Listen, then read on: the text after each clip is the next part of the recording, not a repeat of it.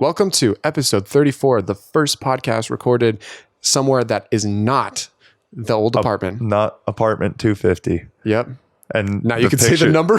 Yeah, now I can say the fucking number because it doesn't matter anymore. But dude, this one was dope. It was very jam-packed. We got a lot done in 2 hours. It felt like a fucking 3.5 hour episode. It was like 2 hours and 5 minutes plus this. No so whatever. way. Yeah. Oh my God, that was fucking miraculous. Who was our guest, Foo? It was fucking Dylan Jones.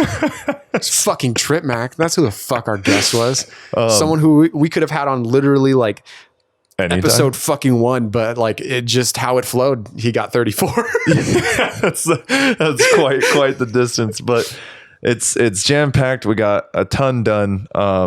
It's a little bit different, not different in a way. Dude, you may hear Dylan is a fucking talker, and this dude killed it. And you get to know who he is and what he's about, and like little things about him, big things about him. And if you didn't know who he is, you're gonna learn a ton. If you did already know who he is, you're still gonna learn a ton. I mean, I learned a ton. Yeah, I thought I knew this dude, and there's still the shit. I'm like, holy fucking, all right, mind blown. So, but what I was getting at with different before we move on. Sorry, I cut you off. No, you're fine. But it wasn't more so different with the guests. It's different with the environment because we're at the new place. Yeah, man. Different with the sound shouldn't be too different.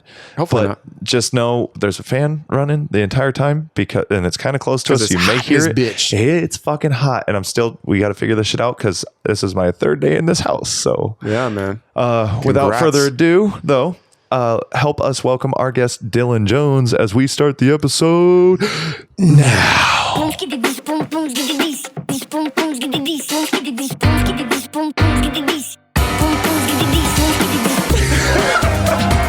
Yes! Welcome to the Nick and Tub podcast. That was good. Yep. Again, I'm always fucking stoked on it. I want that fucking dumb podcast. I like it. It's fucking good shit. That was so good. Dude, this is the best fucking thing we've ever done.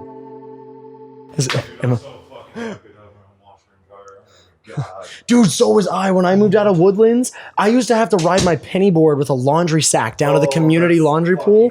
Dude, I felt like a kid in like an old MTV college movie or something where I'm like riding a little skateboard down to the laundromat or like the whatever. Yeah. But yeah, I would sit there. There'd all these people be doing their laundry and I just dump it all in, and there'd be so many times where I forgot my shit was in the dryer and it had been like an hour and I'd been like, well, I hope I still have clothes. Why don't we just start there? Because like I'll just explain that I was just walking down the hall to come back in here and said that I'm really excited about the new place having a washer and dryer. And we'll just kind of start where he was just like, yeah, dude, me too. And does that work for everybody? Yeah, I'm cool with it. We just got to get a clap in. Yeah. All right. Let's just do the clap now. You ready? Right, so we clap above our heads in sync to start the podcast. I'm going to be out of sync. No. How could you? It's like 1, 2, 3, and then this. Yeah. That's it. It's a full clap though. Yeah, right? it's a full clap. Okay. No, we're not doing that. It ain't no golf clap, So Playboy. 1, 2, 3. You were not off sync. That was fucking perfect. It probably sounds really different in here without any panels. Damn, that was probably echoey as fuck. Oh, it definitely was, because that's a fucking echo chamber right there. Like I heard it bounce back over here, but I wonder though, with these mics, I don't think it would be that bad. It'll be better than most. First episode with Jordan. That fucking bleed. I didn't know about. I'm just gonna correct that only because I don't want you to not know. Please because do. I kept screwing up on that too. It's not bleed. That was literally echo. Bleed is something you can't stop. Bleed is if I turn off the sound on my mic, like you'll still hear me in those two. That's bleed. But echo itself, that's what we kept getting confused that day. That makes sense. I knew that. Our first episode, we didn't have panels up. And it was just a fucking dude. You could hear. You think it'll be like that for this one? No. Only because you have furniture in here. Like it's not like this room is empty. The only thing that I think would be a problem, which I could probably fix right now, would be that corner because I'm hearing myself from here. Yeah. So why don't you guys just talk and I'll put a blanket up and this will be the fucking first podcast in the new house. We can start it off whenever the fuck we want to start it off if we don't feel like starting it. I don't think there's a problem with it. Okay. I think it actually makes people... It's organic. Yeah. So... But yeah, introduce yourself because like we know you and 99% of the people who listen probably do. But That's a big number. but a big lie. but the 1%. Over the 1%. All right, The 1% no. Speaking of, Joe Rogan had him on his fucking podcast. Oh, dude, he's a fucking new episode, Joe Rogan with Bernie Sanders, and I was like, what? Sorry, continue. Let the 1% know. The college is free. Yeah, what's up, guys? My name is Dylan Jones. I've been friends with Caleb and Nick for a while now. There we go. We now have magic with a blanket covering over this giant echo chamber.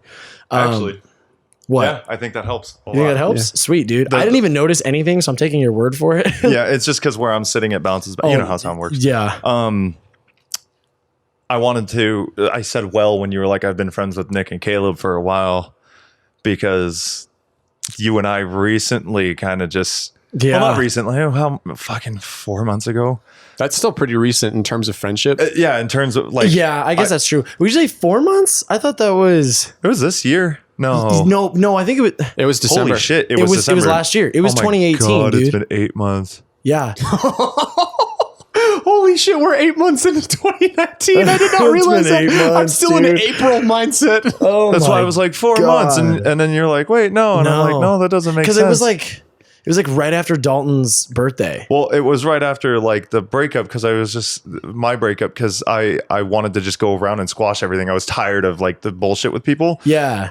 So in short, for people listening, Dylan and I had some beef for a while. I mean, there's so many different reasons why there was beef, but it was just Two stray cats in an alley, pretty much. yeah. Yeah. And it got Yeah. to a point where I didn't realize some of the things that I was doing were actually affecting the way he was thinking of me. I just was thinking I was disliking him from a distance. Yeah. And then it started to bleed out into the way he thought about me. And then that started this whole headbutting thing. And then it started kind of bleeding into like when we'd hang out with friends. Yeah, you're like, I don't like Dylan. And then Dylan was like, Nick's a dick to me. I don't like Nick. Yeah. And then I was like, you guys need to fucking talk it out. And the thing was, and I've explained this to you, but you know, when you do something, you go about your life normally, and then you For a find second, out. I thought he was like, you know, when you do something, and I was like, whoa, okay, what do I do? When are we starting the episode? Man. Welcome to the Nick and Tub podcast, man. Nick and Let's Tub get this going. interrogation. Yeah. No, whenever anybody does anything, right? And then you find out months later, years later, that people were like, "Oh, remember that thing you used to do? It used to bother me," because nobody says, you know, Yeah, because that's yeah. what you do in your normal life. You don't think there's any problem with it. So Yeah. when I would make the jokes to you, like I do to my family, of like, "Dude, what are you wearing?" When like your style Oh, is yeah, that was a big topic. that was for a you huge guys. one, and that As you can tell from our pictures we post on Instagram and our Twitter, Nick's style is very flagrant. And Dude, okay, so first of all, I want to say that this is a really interesting topic to bring up because fuck yeah. I don't think you couldn't talk about this with like anyone else. This is a cool thing because Yeah. I think I learned a lot out of this and like I think it could really resonate with other people. But yeah, no, that was a crazy time. I think that a lot of this happened when at least I was in a different place. Like back when we first met last summer, started hanging out a lot more, and like you were coming over to my apartment and stuff. Like that was like straight up. I look back, that was a different life. Like that was weird for me. So I was in a weird place. And also, I also want to say this: Caleb spoke so highly of Nick every time I was with him, and then I was told that Caleb also spoke so highly of me every time he was with Nick. And so it was someone that was like, this person's amazing. You need to meet this person. This person's amazing. You need to meet this person. So there was like so much buildup to this event. Like Yeah, this that's a is good more. point. it's all pretty much my fault. It was like that's what I'm getting at is that Caleb ruined it. It That's ruined what- everything. but, like, If you would have just soiled let it happen organically, you Yeah, bastard. there was a lot there. So it was just kind of like when it finally happened and we finally met, it was just kind of like, hey. Like, Whoa, you're hi. telling me this motherfucker has flaws? Bro, wait a minute. You What cunt, the you never fuck? mentioned that. Well, the first time I remember meeting you was, sorry to cut you off, but was the Star Wars Yeah, premiere. that's We what saw I was The gonna Last bring Jedi. up. Yeah, it was we And went and saw The Last and Jedi. I remember my very first thought on it, on like meeting you, was you were like this super nerd with stuff, right? Ah. Well, I mean, you are with whenever it comes, and that's not a bad thing, but like when it Hell comes yeah. down to Star Wars or I don't know if you got into Game of Thrones as much as I know we talked about it, but I don't know if you were like when a I huge... get into something, I get into something. So that's the exact point. So meeting you, like Caleb and I share the same, relatively the same reactions to things. So when he's talking about you in that specific way, where it was just like, Dylan's just like us, he'll fit in perfectly. In my head, your reactions have to be relatively close. Yours, now that I've gotten used to it and I'm totally down for it and I actually love it, when I first saw it, it's a culture shock. You were just like, dude, every fucking scene in that movie, you were exploding. And I was just like, are we going to watch it? Like, in my head, it's like, get stoked at the cool stuff. And that's my own preference on things. Everybody has different preferences. Some people don't even react. So, you know, to me, some of those people I could see boring, and to some people it could seem like there's a normal. spectrum to it. Right. So the point being I'm was on that one far side of that spectrum. I remember standing ovation. Like I at the end of the cried movie. 3 times in Avengers Endgame. and that's totally fine. Like we all did. You did the second time you saw The it. second time I bawled my eyes out. I think I cried again on the 14th showing that I went to. Oh but like my I was through the stages of grief, and first showing was denial, and second showing was acceptance. But you know, that's a fair point too, is like, because to me, I've always been very comfortable and confident with who I am. And it's just like, I've never felt like a person where it's just kind of like, I have to please everybody. Right. Like I want to love everyone. And I have like very positive feelings, and just, it sounds so cliche and like PR. No, Disney. not at all, dude. But like, Oh my God. but no, my vibes are just so confident with like the wavelength that I'm on. I hate you. It's just when Jupiter's in retrograde that I start to question some of my actions. Retrograde. Can we get our quick fuck Russ in this episode? Because I fuck Russ. Dude, is someone trying to get their mentally fuck the shit out of them? Oh my I swear to God, I'm staring at you guys across the room right now. But what I was gonna say before we get way off topic is, I never actually thought about that. But if my first time meeting me was at a Star Wars or a Marvel premiere, yes, I'd fucking hate me too. Like, I swear to God. Like, that's the thing, though. That's the thing, is I didn't hate it. I just remember looking at Rachel and Rachel looking at me, because Rachel Loads went with us. yeah, no, I remember. Yeah, And she, You mean Rachel Loads? is the Czech She's been in Republic. Ukraine long enough to be Rachel Loads. she, we were sitting next to each other, and every time that you would react, like, we didn't make fun of it. We just laughed. We were like, dude, that's like, he is so into this. You gain like the spotlight whenever we're in any type of. And I don't mean premiere. to, just don't want to preface that either. Yeah, I'm not some attention whore that I'm like, you just genuinely get excited. Like the dude who, I don't know if you've seen it or if anybody listening has seen it, but the video of the guy who watches the new Star Wars trailer and literally starts freaking out and crying. Oh yeah, I wouldn't like cry over a trailer. I haven't gone that far, but I'm passionate about when it. I say crying, I have to keep No, doing but that. he was correct. legitimately crying though. That was like tearing up from excitement, like crying from excitement. Like your eyes you just get fucking. Everybody has that with something. Yeah, of course. So it's just like with those reactions to it, you just have to get used to seeing it. Yeah. And I mean, I watched that in a minute video, but with you, I did that for 2.5 hours, and I was just not used to that at all.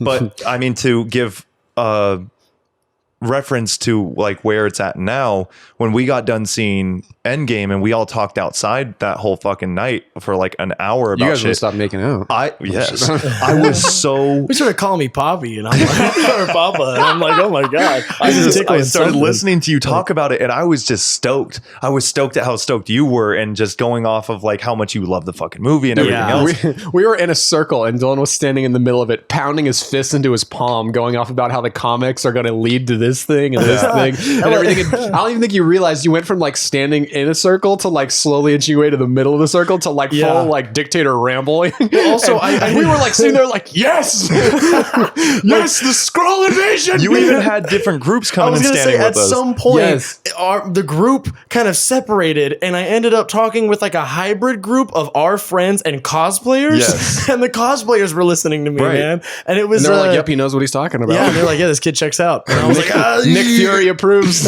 Yeah, I was like, do you hear? It was, I'm very passionate about that stuff, but I'm also, I don't know. to reel it back to the original The whole- context, though, because like I don't even think we gave context originally. All you said was, "What are you wearing?" But Nick's sense of fashion is quite minimalist, and Dylan's sense of fashion is like on the opposite side of the spectrum. European, like new shit coming in all the time. Like you I had checkered pants on I fucking one day. get hard whenever Dylan puts on a fit, and so guys. you're one of the fucking freshest motherfuckers I know. Come on. I had to go through the ringer to get to this. And so I'm with it. But so like they have different mindsets on like just what's the word I'm looking for? Not fashion, Style. but yeah, style. Yeah. And so like Nick's initial shock and questioning comes off rather It's dickish. It rather, is rather frank. because like I said, I've done it with my brothers. The ones that live with me, they dress very differently as well. And It's called having drip, And Nick. sometimes they come out in an outfit and I'm like, yo, what are you wearing? But in my head, that sounds so much nicer. But then I realize that the question itself is kind of attacking. And it's wearing? and it's judging. So It's not gray. I now understand that it's not gray, black, or white. not gray, Why do you no. have logos on your clothes? I'm sorry, color? What do you mean you don't wear basketball Bold shorts and choice. Nikes everywhere you go?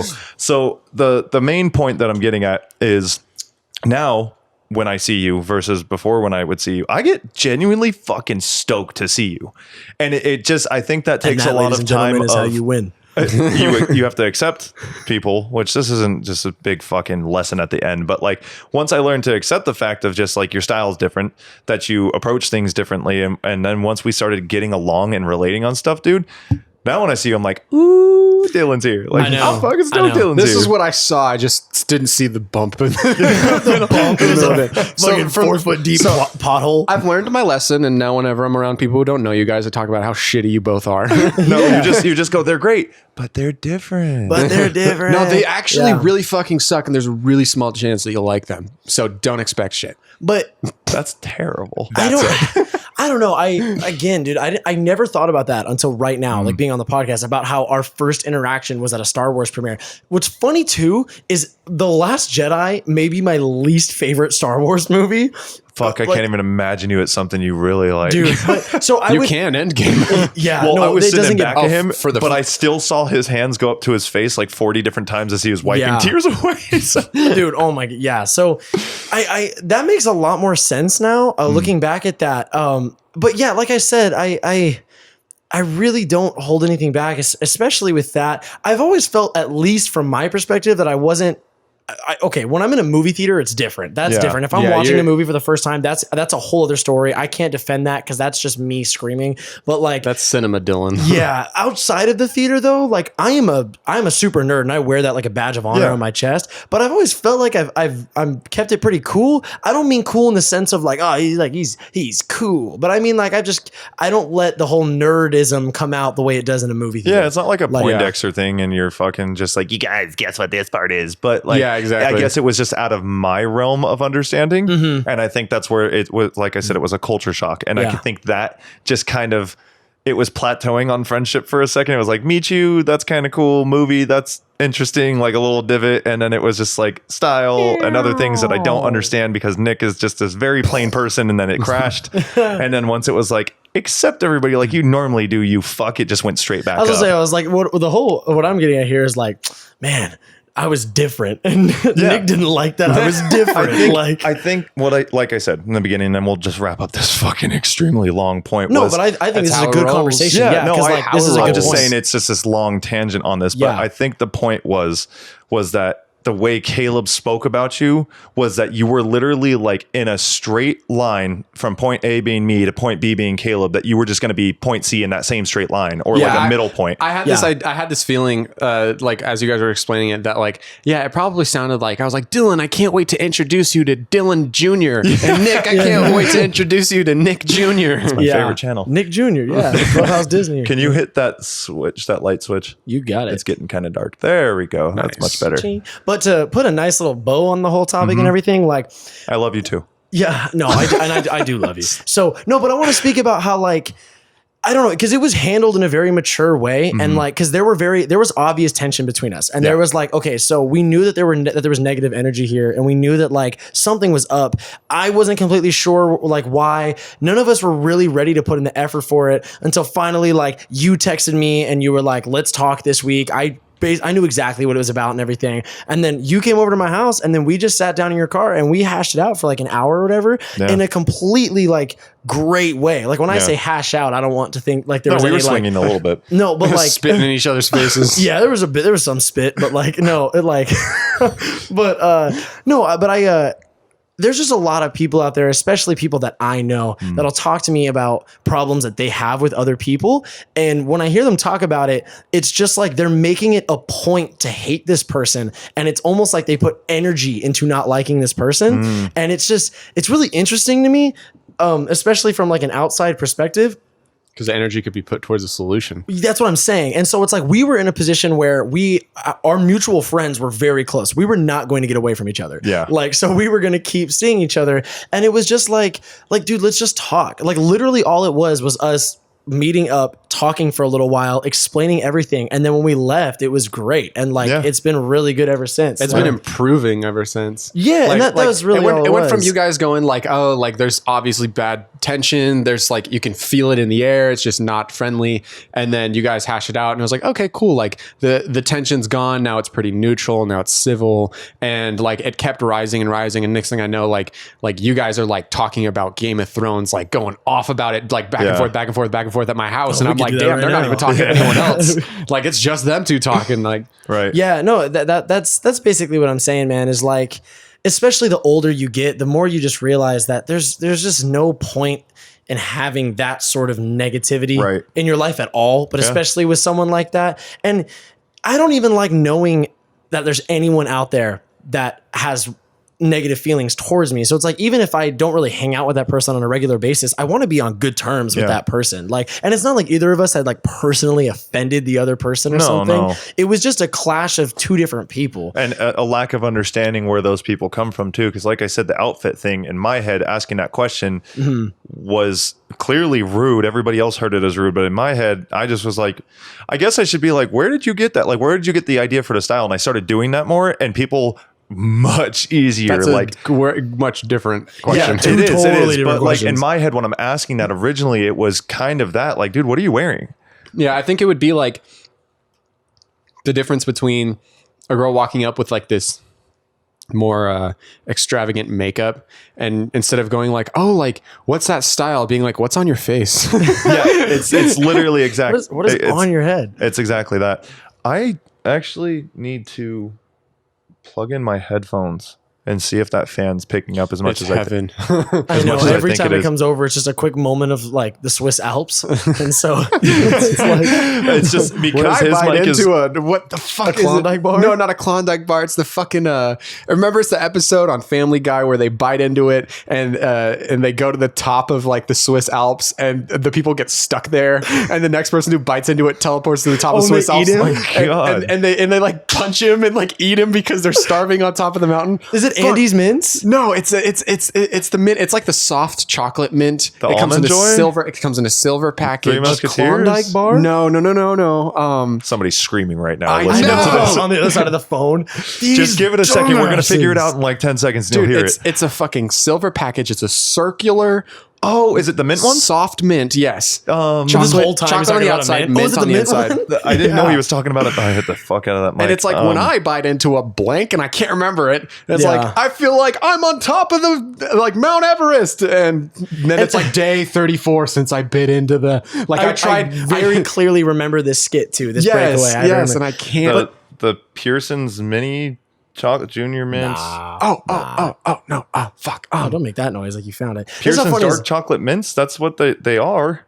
we can go from like such like It's a York peppermint patty. There you It's a go. York peppermint patty. Oh, the York fucking. peppermint patty. Somebody has been screaming for the that. past 20 Yeah, seconds. it's like when I bite dude. into a York peppermint patty, I feel like I'm on top of a Swiss and then he gets fucking punched, and the dude who's teleported up there before him starts eating him. I think Yeah. I remember that. I'm But- gonna change the fan just because So, yeah. what I was getting at. The and fan just, feels like a York peppermint patty. Yeah. yes, Okay. which we've explained in the beginning, I always have to remember we do that because we do the intro at the end, that the quality is going to be different, and that's why the fans can be moved, because I'm pretty positive that every time it points towards you guys, because the microphone's right there, it's probably blowing air. So Sweet. sorry, it was a lot to explain all that. No, you're good, man. But yeah, that's really how our dynamic is. We can go from talking about like an insightful, like sort of heavy subject, and then it's just like, oh, York peppermint patties. Remember that Family Guy episode? And that one Family Guy episode. We're the most unoriginal white guys sitting in a bedroom. Yeah. Hey, remember, dude, we talked about that one Family Guy episode on our podcast. Oh my god! Yeah, I didn't realize the moment that Right I was after just in. Nick and Dill stopped talking about squashing their beef. I know. Like, No, what's up, Kyle? What the fuck is up, Kyle? The fuck did you say, dude? Like that's literally what everyone just heard on this podcast. Nobody has any idea what the fuck we're talking about for the past like 10 minutes. Yeah, probably. Oh shit. When did we start? I'm not sure. Well, I mean, we started recording, and then but we then there was a started, big you know? gap. Yeah. Yeah. We started recording, and then we started, and then we started. So about Yeah. 3 minutes in. We'll just call it 3 minutes, and it's okay. I just need to make sure what time we started. Yeah. No. So I mean, that's a good little story about like clashing of like friends and like the hardships that come with friendships and gives- butting heads. That gives the whole like intro to us being friends. Yeah, and where you you already guys said kinda that came you from. guys Yeah. were friends since. But you know, I mean, hey, if you look at like a lot of movies and things, a lot of the best friendships start out with people hating each other. Like me and Hayden used to straight up bully me in high school. And he's going to listen to this right now on the podcast and scream because he tries to defend himself every time. But speaking on the closed subject too, this goes to that. Yeah. I had freshman year algebra with Hayden. And this is not an exaggeration. At least this is from my Hayden's your perspective. current best friend for context. That is also my bad. Hayden is, he's like my best friend. That's my brother. I love him to death. That's why I'm bringing this up, because I think it's funny how close we are and how much I fucking hated this kid in high school. And like from my perspective, I used to have to pep talk myself on the way to third period for algebra, because the moment I would walk into class, Hayden got himself and probably 5 other kids in the class to not only like say things, but like just make fun of everything I had on when I walked in the class. And Sounds like I sometimes was they would part of that group. and sometimes they would flick things at me, like pencils or shit, whatever. Like legit, like I've never experienced bullying. And some of those kids straight up told me like they were my friends, so they were just like, "Oh, bro, we're just dogging on you."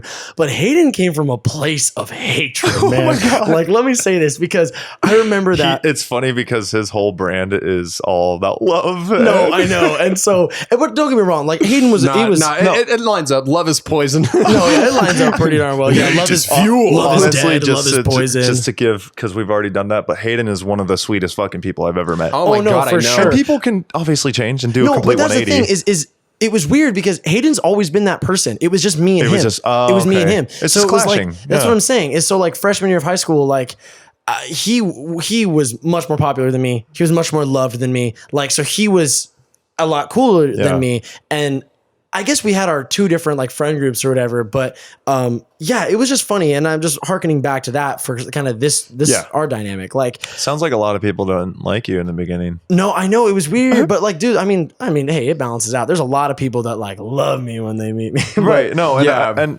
again, stressing the point that you're a I'm fantastic also joking. fucking- Everyone hates me, and I'm very sad. Oh my God. So I've actually been looking forward This to is this our for first so emo long. guest? Yeah, no, you have no idea. I couldn't sleep last night because I was thinking about this. Like, Wait, are you serious? no, I was Okay. knocked out. No, I slept really I was good. like a rock in my yeah, bed. no, Well, 'cause actually, we- he had to text and remind me. We had people. Are you serious? No, I'm just kidding. I'm kidding. But we've had people on that were like, we've had one person that was completely shaking nervous. Really? Yes. Dude, that's awesome. Well, I mean, to like that note, you guys are both very much so leaders in your own right. So you carry this sort of demeanor with both of you. So it's like, I mean, I have countless memories with both of you. That's true. Like, I mean, we've done a lot. We've been to Warped. We've gone camping at the beach. We've Yeah. done like Camping. like, you mean we've sleeping been next to the freeway? Fuck you, In an Dalton. RV. we've been glamping next to the beach. But like no, and then me and Caleb, I mean, that goes way back. But Yeah. even today, coming in here right now, for some reason there was a slight amount of nervousness this on my end, and I'm like, these are some of like my you closest mean- friends. Yeah. I don't understand what's That's going interesting. on. Yeah. But I think it's just the way you guys carry yourselves. It's very much like professional and sort of like two leaders. So when you come in here, it's So why do you think you deserve this position, Dylan? what position where? You're like, missionary's my favorite. What do you mean? I know. I like So- to look at you, baby. To go back to your style. Where Oh, do you get yeah. your style? I've never even asked I was going to you. ask, when did you stop wearing like diamond and when did you like kick it up? Dude, okay. Because like to give an example, okay, just of like what you're wearing now, it's a whole gray jumpsuit, and I think you did that for this, didn't you, or no? I may have been slightly. He changed intentional. in my I house. thought there was a dress code, man. Like, As Caleb's I wearing put on all my black. Punisher t-shirt. yeah. It's such a sick because of the God, Sid thing. It's Sid. so Yeah. cool. Yeah. Caleb's wearing the same shirt that the Sid from Toy Story is wearing, and because Sid had a buzzed haircut, and Caleb has that as well, it matches perfectly. Had that. Your hair's growing back. Yeah, I'm growing it back now. Oh, thank God. Dude, you I'm guys, so glad we're on the same page. you guys, my brother, like all of the rest of our friends are like, oh, please grow it back out. Actually- and Danny's the one who's like, no. I just don't. I don't know. It was your hair that united us. Like, Yeah. That Yeah, was just, oh literally. my God, you hate it too? And we became really good friends. I You actually don't like like his myself. haircut? Oh my God. I actually like myself just as much with buzzed cut as I do with long hair. So do I. Just And- being fair. I No, definitely do but like, too. I think just it's from definitely made me hate you. I'm just kidding. Actually, my opinion of you as a human being. I has referred to you as a dropped. prison break for the first week you did it. Dude, I've No. been referred to as boy in the striped pajamas. Oh, I got that Dumbo. one. But like just overall, like self-image wise and like confidence level, like at some points my confidence was actually higher Yeah. with buzzed hair than it was with longer hair, just because like it's such a simplistic haircut and it shows off like your features more than anything. Yeah. And so I was like, oh, I look fucking good with You can't this. hide And then behind like it. literally like after a week of it, it starts looking a little less clean. And you're like, oh, never mind. Yeah. Yeah. Back to normal. Because You don't realize how fast your hair grows till it's that short. Because I've had my hair Seriously. buzzed before too. and with long hair, I get the whole like lack of confidence if it's not a good hair day, because then it looks Dude, like oh shit my and you God. look weird. And yeah, so there's a constant like up and down. When my hair parts in the middle when it's long, I hate it so much because I feel like I look like a character from like the Air Bud series, like back in 2003, where like the blonde soccer boy has his hair down the middle. Yeah, like it's fucking not hate even the that good shit. Air Bud. It's like cricket Air Bud. So like, this isn't even the volleyball one, man. Like, But on your style, Yeah. you have really long hair on the top, buzz on the sides. That's not different. But the thing that's like different to me is the jewelry that you wear. Dude, mad like you accessories. have dangling earrings. You got chains on. I know you sometimes wear rings. You're not wearing them now. I took them off because I was eating, and sometimes I get messy. So And so, and then you got your what the fuck? What do I want to call it? A wristband. oh, my bracelet. Bracelet. Jesus Christ. Your wrist Your wrist necklace. So and then what I can normally see you wearing in my head is just because a lot of the times the styles like out there I'm super curious about. Yeah, is, what do you is think like the of? checkered pants. What checkered pants? I don't own checkered You pants. striped. Yeah. It almost looks like a Scottish coulda kilt, but swore you- pants. Yeah. I have striped pants. I have You like have- I plaid could've pants and striped pants. Oh, plaid. The plaid okay, ones. checkered. Sorry, I was Okay. thinking checkered is in Speaking order. in Nick terms, Whatever, plaid. So they're plaid. they're No, 'cause- checkered, but like vertical. You don't have any checkered stuff? No, no, Okay. I have Striped. really old checkered Vans. That's No, literally the I- only I checkered guess thing it's I just have. the plaid. So plaid, striped pants, and then with your shirts, like they range all over the place. Oh yeah. And to me, like we've already gone over, that just kind of Makes I'm my like, skin crawl. No, it just it's more. No, I'm trying to explain. I'm trying to get into the point before I keep The hatred is still very much alive. beating the point down of oh, and to me it's different. It's more of like I want to know where you got that from. Yeah.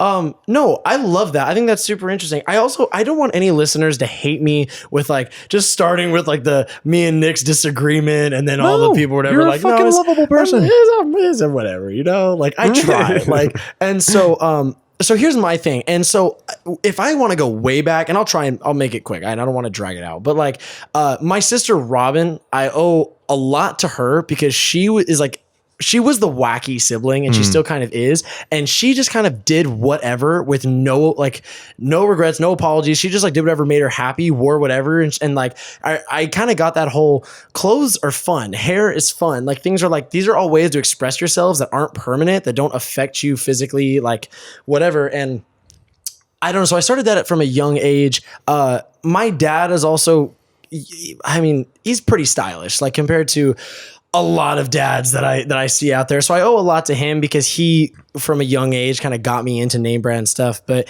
what's funny is if you met my brothers, you would never know that we're related. So my mom always says that she has 3 sons. So she has the department store son, which is my brother Jason, who just buys all his clothes from like JCPenney, Macy's. It's usually just like plain polos, whatever, like just department store clothes. I mean, he looks nice, but just department store stuff. She has her redneck son, which is my brother Jeremy. He lives right near outside of Dallas, Texas. Oh, okay. And he is almost ginger long beard, plaid button up short sleeve shirt, tucked into like jeans and flip flops, or like tan cargo shorts and like work boots or whatever. And he's got just camo everything. His toilet paper holder is a duck holding the toilet paper out next to the toilet. I love him to death. I love my brother Jeremy. Course. And then my mom says she has the GQ son, which is what she's always called me, which I take as a compliment. You are a goddamn model. But like, I love you, bro. I mean, you are much more beautiful than I am. Trust me. But like, no, but that's what she always said. And I just kind of rolled with it, especially high school. One of the reasons why I think like I got dogged on a lot was because I was wearing diamonds. I wore Jordans. I was the kid that was wearing like elite socks with slides back in those days. And I would go out and collect all the Nike elite socks or whatever. So I was really getting into that, while a lot of the other kids were Vans and I don't know, Bonham, Vans, really, whatever was big back Tilly's then. And Vans. Really, that was the whole thing. And then like the skater kids. Vans. Yeah. So I tried a lot there. But then also I just started hanging around people that shared that same sort of love for clothes, like i.e. meaning Hayden. Yeah. Who went on to start his own clothing brand. Literally a love for clothes. Yeah. And so he's on the guest list too. Yeah. And so I got really close with him. I watched him go from skater kid into kind of Fashion Nova too. Dude, you and Hayden, when you guys dress up together, it's this like power duo that no one can handle. Like when we went to fucking, what was it? Talking about Yard House. We went to Yard House. Hayden's birthday. Dude, you guys were just dripped the fuck out. Man, Hayden had his trench coat, and you guys had jewelry out the ass, walking in just clinking and clanking all over and everything. And then, bro, Noah was there too, and Noah had like a vest like that. I was reminiscent of a bulletproof vest, but it's not. It's that kind of style that's popular right now. Just pure urban style. Yeah, and just being honest, like the whole jewelry thing, it's always something I've been interested in, and I cannot lie at all. That's 100% Noah. Like Noah really got me to bring that out. He's the one that got me this like chrome hearts bracelet that I have. He's got me a few pendants like for my necklace and everything. He was the one who went with me to get my ears pierced. Like these are all things that I've wanted to do, but I never really knew how or looked into it. And dude, then they Noah help you stand out like a ton. I mean, I love that. I think that they genuinely look good on me, which is why I still wear everything. I'm actually surprised I don't have my rings on right now. That's weird. My fingers feel weird. I haven't felt these parts of my skin forever. But no, yeah. So it was just from a young age. Like I said, like my sister is really the one that I think kind of brought that out of me, where it's just like, dude, clothes are fun. Like have fun with it. Like if you see something that you don't own, it's like, I want to, I'm going to rock that. Yeah. I 100% think, and I'll go off on a little tangent for this. Anybody can wear anything. It's 100% mental. It's 100% like confidence. Like I have legit black and white striped pants, look like some boy in the striped pajamas type thing. I've tucked a black turtleneck into red plaid pants. and Joel has put a do-rag on me. See, this is what I'm talking about. Yeah, and then I'll have like my CDG Converse, and like I will walk around, and dude, I feel like a 10. And that's a really good point because if Yes. you actually have confidence in what you're wearing, you can pull it off if you have the right walk with it, like a stride, whatever the case may be. If you're walking like you're on a fucking catwalk everywhere, it can actually look good. You put that shit on me because I'm not comfortable in that stuff, it's gonna look awful. Yeah, when you put on Nick, it's like when you put like a hat on a cat. That shouldn't its be neck there. goes in its shoulders and it starts like wriggling around. see, I don't know, like because you're. But that's if you were to throw that exact outfit right on Nick. If you were to piece by piece slowly like dip him into the water, I'm sure he'd Well, that's what I'm saying is accommodate. like, and not even to like blow smoke up anybody's ass. Like you are a very stylish person. You're very like modern. And number one, I could not rock tats the way that you do. That's the one reason why I've yet to get tattoos is just like, they scare me. And like, That's an interesting thing. I don't think I can rock them. Like you would rock the fuck out of Yeah, them. I don't know what You you're would talking rock about. fuck out of see, them. but I don't think so. And I think wouldn't it's, let you around my girl, bro. oh, shut the fuck up. Are you kidding me? No. No, I'm serious. girl That's would the make most fun of interesting. me. That is the most interesting thing I've ever heard. I've never actually even thought about people with tattoos thinking that doesn't look right on them. I've never looked at somebody and Yeah. thought tattoos on you wouldn't fit. So I don't know, and you probably I do. appreciate It's the probably a compliment, confidence thing. No, but- for sure. But I mean, like, whenever I think of you, one of the things I associate with you is your tattoos, because I think, like, to me, it's a part of you, and it looks so good. Do you think So it's that's like, my personality type, or is yeah, because no, you I know think your me personality type since is my tattoo. tattoos? Like, no, I think Okay. you're just a tattoo. Yes, like, just literally a walking tattoo. I think you're just one tattoo. Well, that was one of the Like, things that I got into a conversation with Nick about when we were talking about, like, when it was just him and I talking about the whole style thing. And as like the common point brought up that like you have more of a minimalist style, I brought up the point that like your tattoos make up for whatever your shirt or pants or jewelry lack. And so that is one. I agree. I think that's kind of what I'm trying to say. You guys are kind of the inverse of each other in a sense that you express yourself through accessory and clothing, and Nick expresses himself through tattoos and art on his skin. Right. And where there's no art on your skin, there's no accessories and clothing for him. Yeah. And just like how you think anyone can pretty much wear anything and look good in it, I guarantee Nick probably thinks the same with tattoos. Right. I just- that's solid fucking point the whole way through, because Yeah. that's one of the reasons that I do wear just solid colors is because I already have something It that complements already the Correct. design. No, Whereas- 100%. Whereas I remember being a kid, obviously didn't have tattoos then, but wearing like designs all over my shirts and trying different styles and whatnot, and nothing really fit me. Like it took me forever to find shirts that I actually like. And now that they're like the extra long ones that have I like remember this, going to the H&M. I Like, is love this one too these. short? I love these fucking shirts because everything else, my torso's longer. H&M? Yes. yeah, dude, like $6.99. Yes. They're like, oh my god, They're it's the great best. and they're soft as shit. And so they're cut so that they have like a wave in the front, Yeah. like not a wave, like a No, I totally get what you mean. It's Curve. the cut. A Yeah, curve, it's yeah. the curve in the front. Yeah. I forget the name of the fit. There's an actual name for it, but I Right. know exactly what you're talking about. And so that was finally something that fit me, but again, went with fucking white, gray, and black.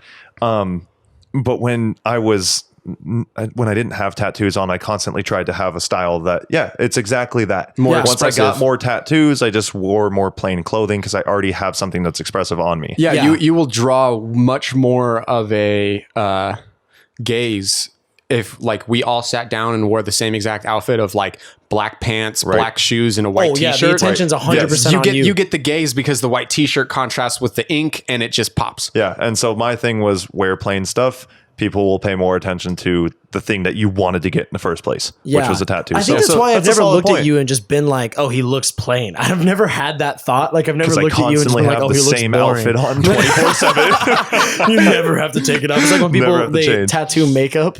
It's like, dude, I'm always ready to go. I'm always there. So but that's a solid. I really like that. I like Yeah, that, Tub. yeah. That was good. yeah, and that's Thanks, probably guys. why I wear brighter things too. Like, because I have like Noah, for example. I have a lot of friends that are even more so into fashion than I Yeah, I am. would say And, Noah's like, a step past you. yeah, Noah's Yeah. for sure a step past me. Noah's still. I'm still getting used to that because there are times when I'll see it, like you said, with that fucking vest. It's like a bulletproof thing with ripped jeans and shoes I've never seen before. And Dude, I'm like, yeah, the awful- what is He'll- going on? He'll have like rings on like almost every single finger, bracelets on like out the fucking ass, like just a shit ton of stuff. Dude, and you're Noah's like, jiggy, man. time. Yo, Yeah, dude, Jiggy's like, the fucking perfect Noah one. is Yes. Jiggy, and that's what I've always said. No, like for sure, like, and it's so crazy because Noah just turned 19.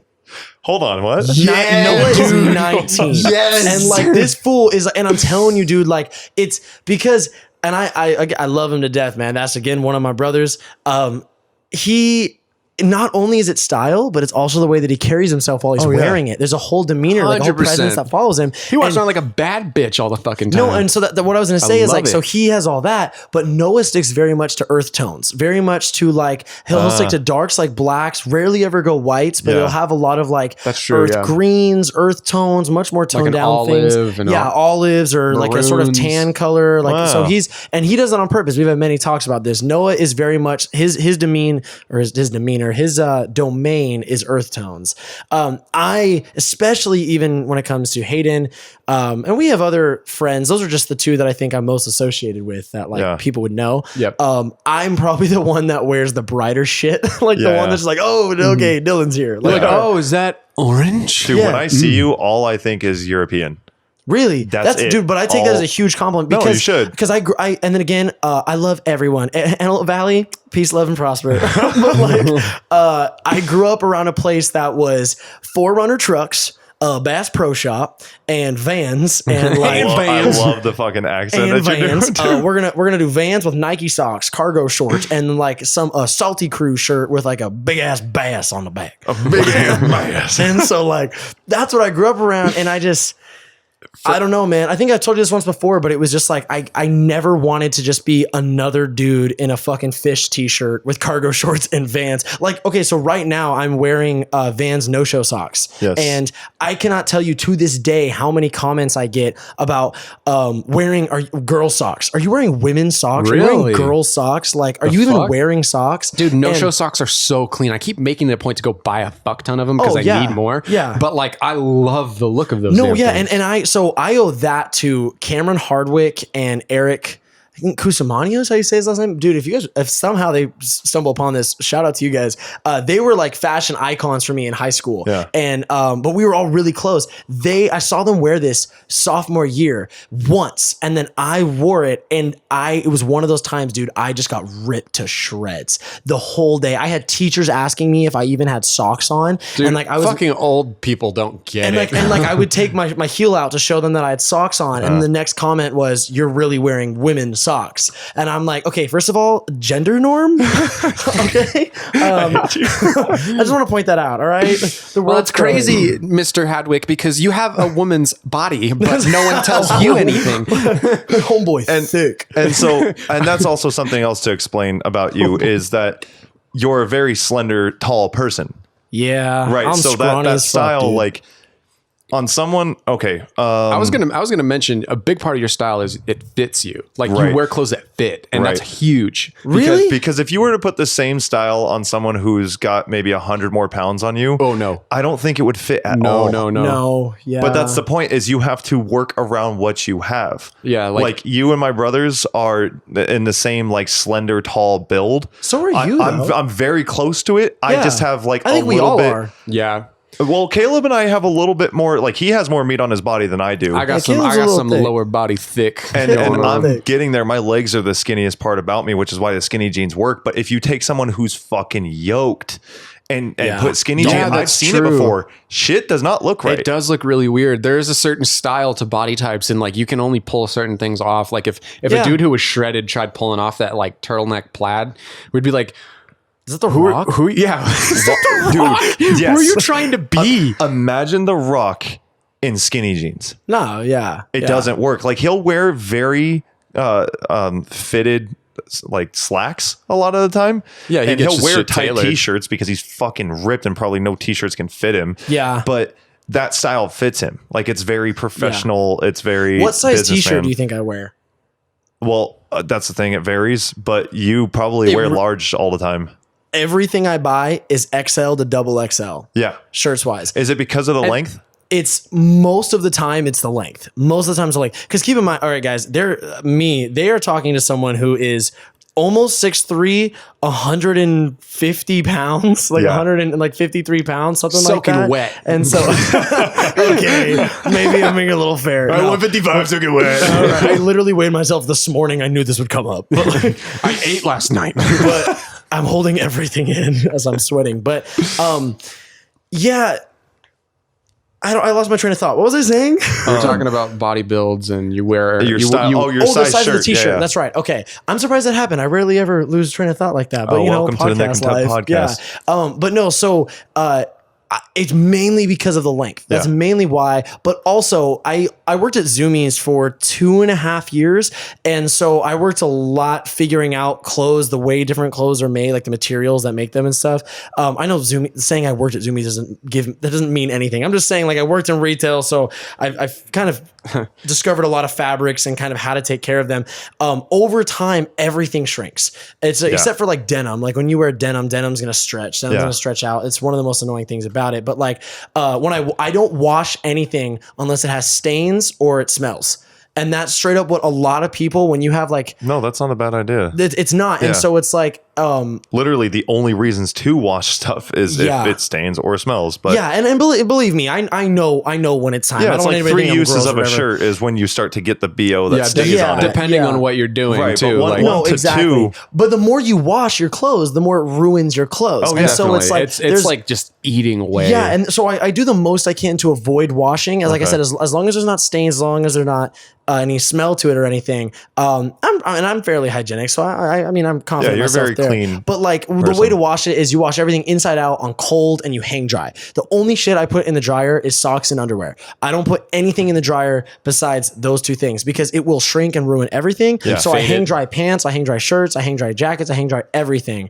That's a big way. See, okay, I'll get to my point in a second. I'm just going to do this. So Oh, you're good.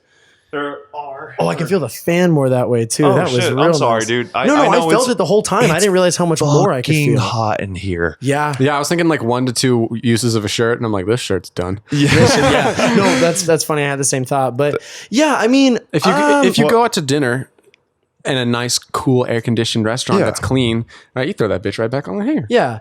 And so let me say this really quick, and then if we can move on to, I want to say, if anyone who doesn't know me discovers me through this or like finds a page of mine or whatever, I'm not some guy that's just like Louis everything, Supreme everything, like No. Gucci everything. Y'all just bonded over an H&M t-shirt, bro. No, that's what I'm saying. So, and what's funny enough is even if you looked at my current closet, I'm not exaggerating. Realistically, probably 25% of what I own is from Goodwill, which is, I think, just the gold mine. Like, going Dude, thrifting, yes. everything at Goodwill is like my favorite thing to do. Oh, come on, son. And then most of the other stuff that I've been buying a lot lately is like, I've actually been buying socks and stuff from Amazon, which is new, but proved to be very useful. So that's cool. But it's really, I got over name brand stuff because I hate being a walking billboard. If it's not something that I actually like what they stand for, if they do something like that, then I'll wear their logo, like Hayden Versus or something. Yeah. But I got over a lot of logos. It's funny because I'm wearing a logo right now, a small one, but a lot of the stuff I wear recently is just more plain. I'm trying to get more into fabrics and more into the way things are actually like a cut and sew look, seeing how things fit as opposed to the name printed on it. See, this is all so interesting to me, and this is actually really dope to have like a whole fashion conversation Yeah, because we haven't that's yet. fashion versus style. Yeah. Like style is like, oh, you can put on nice looking clothes that you could find at a mall and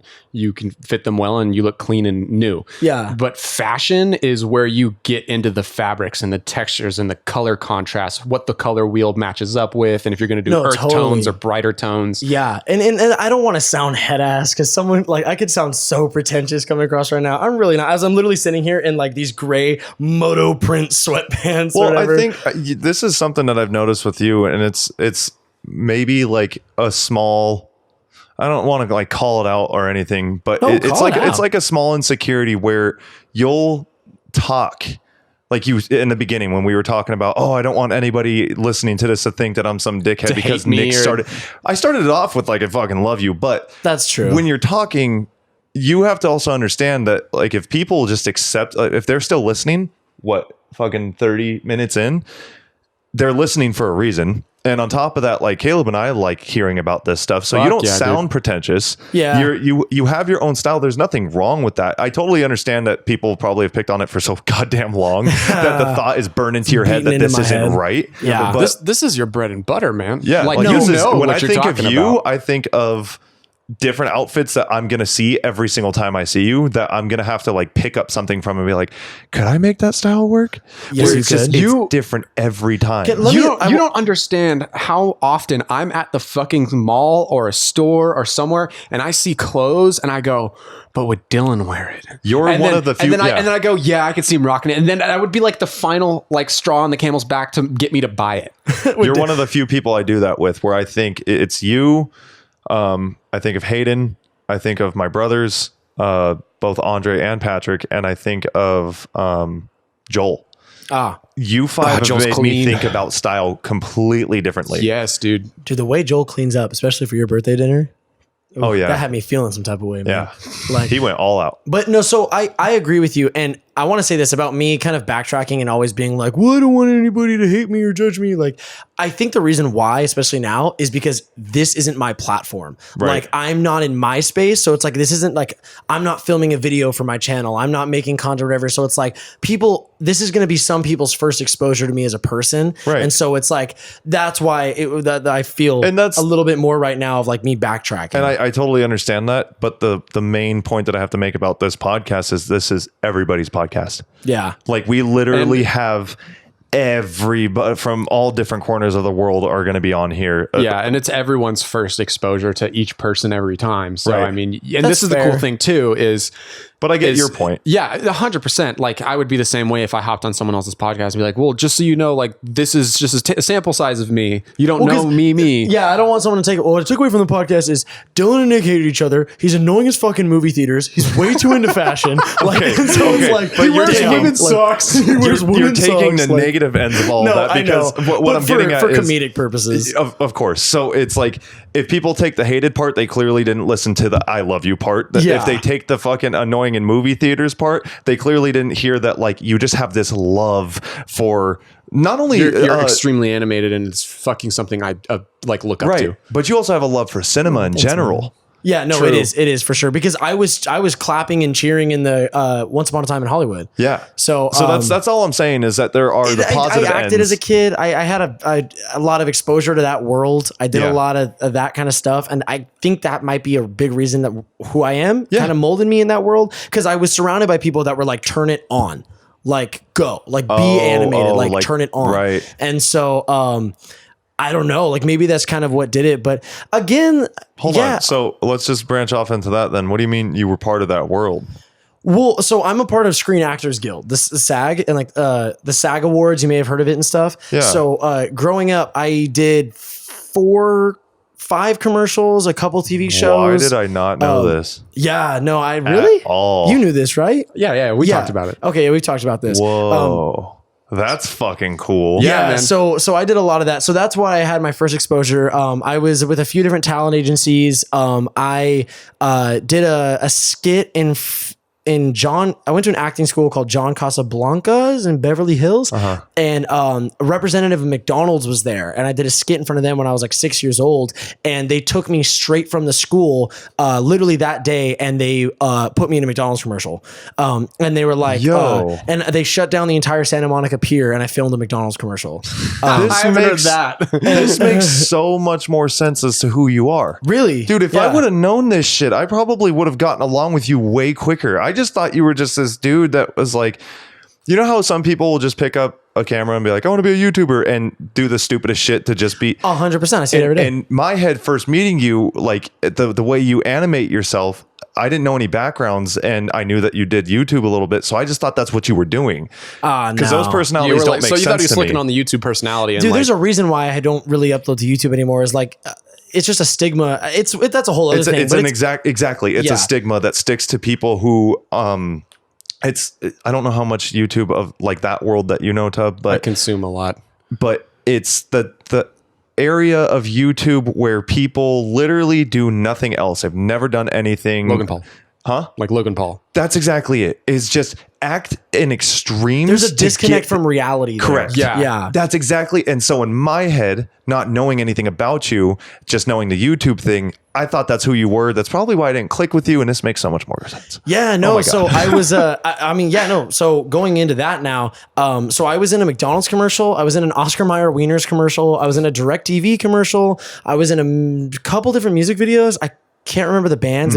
I knew at the time they were pretty big because I filmed them on the Warner Brothers lot. I think was one of them. I know, like I was in ABCD, I think was the band's name. I don't. Not ACDC. No, I'm not. No, okay, I'm making sure you're not. No, ACDC is like my favorite fucking I was about to classic say, rock don't band. you like, ever no, say I know, ABCD. But ABCD, it had a lightning bolt in the middle. I don't fucking remember, dude. I'd fucking kill you. No, so I did that. And then I was in an old Eddie Murphy movie called Meet Dave, where he's like, I don't know if anyone out there remembers it, but he's like a rope. He's like an alien, I think. And it's been so long. He's an alien or something. He's being controlled, I think, from little people inside him. Was it like a crowd part though that you were doing? No, yeah. So I forget where in the movie, but it wasn't a speaking role. Oh, okay. So I was sitting down again. I was so young. I almost also was one of the main elves in Fred Claus because I auditioned for that right next to where they filmed Sweet Life. Yeah. And so I got to meet the cast of Sweet Life while I was there auditioning. What the fuck, because it was dude? right next door, and I was on. Okay. This is also a really good story too. The Fred Claus thing obviously didn't happen. And then I was on a soap opera. I think it was One Life to Live or All My Children. It was one of those two. But this is the real story. So I did all that. The requirements for SAG, if I'm remembering correctly, are you have to do 5 big budget projects, like at least 5 commercials, or it's like 1 feature film or 3 TV shows, something like that. The requirements change. So I met the requirements. So I became a SAG member. Once you're a SAG member for life. So they have the SAG Awards. And so if I wanted to get into the SAG Awards, I could. Like I am a SAG member. Even though I haven't done work in a decade, I am still a SAG member till the day I die. Wow. So that's cool. This story, however, is not cool. It's very sad. So I right around the time when acting was slowing down for me, I auditioned straight up, no bullshit. My mom has a scrapbook because that's the parent she was. I auditioned for Greg Heffley in The Diary of a Wimpy Kid. So my mom has the entire thing. She cut my hair and stuck 3 little hairs up to look like The Diary of a Wimpy Kid, like it is in the book. I had the book with me and I read my lines.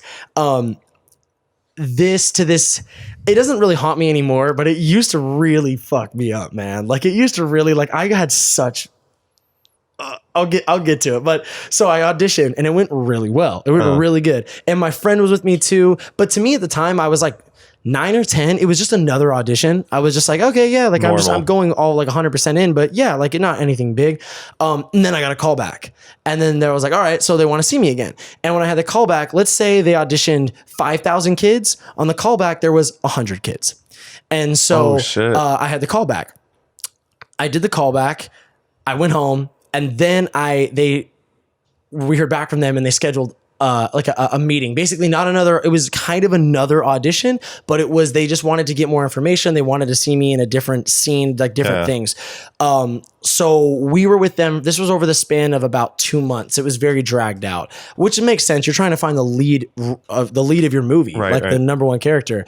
And so then I remember Christmas morning, probably like 2000, I don't know, 9, 10, whatever, right before, like a year before the Diary of a Wimpy Kid movie came out. The original, by the way. Obviously, I'm not talking about the new bullshit. The original one. Oh, yeah, I forgot about that shit. Yeah, everyone else did. But I opened up a present. I was on Christmas morning, and there was nothing on it. It was just a box. It was just a box. And written on the box was something like, congratulations, like you're officially on Veil. Like, we love you. And I was like, what is this? What does it do? Like, this is Christmas. What am I supposed to do with this? Yeah. And so my parents explained to me what veil meant. And this is no bullshit. My mom could attest to this. She has a scrapbook, whatever. Veil meant in the acting world, and I don't know if this is a very popular thing. When you're on Veil, that means it's you and one other person. Oh, holy shit. What? it was you and Greg Heffley. It was me and the dude that played Greg Heffley. So I went in and I screen tested right next to him, side by side. Whoa, and dude. so I was right next. I forget what the fuck that little schmuck's name is. Like that little wimpy kid. Yeah, whatever, man. They told me I was too muscular, man. They're like, dude, you're too good looking. You That's can't do exactly this. It's not the Diary of a Hunk, bro. Yeah, Go bro. home. Sorry, man. That's the next one. We'll hit you out. But Maybe. so I screen tested right next to him. Which looking back is like an awful thing to do. But they, I guess makes sense. They want to see like the two side by side. I met him a few times. I met him like twice.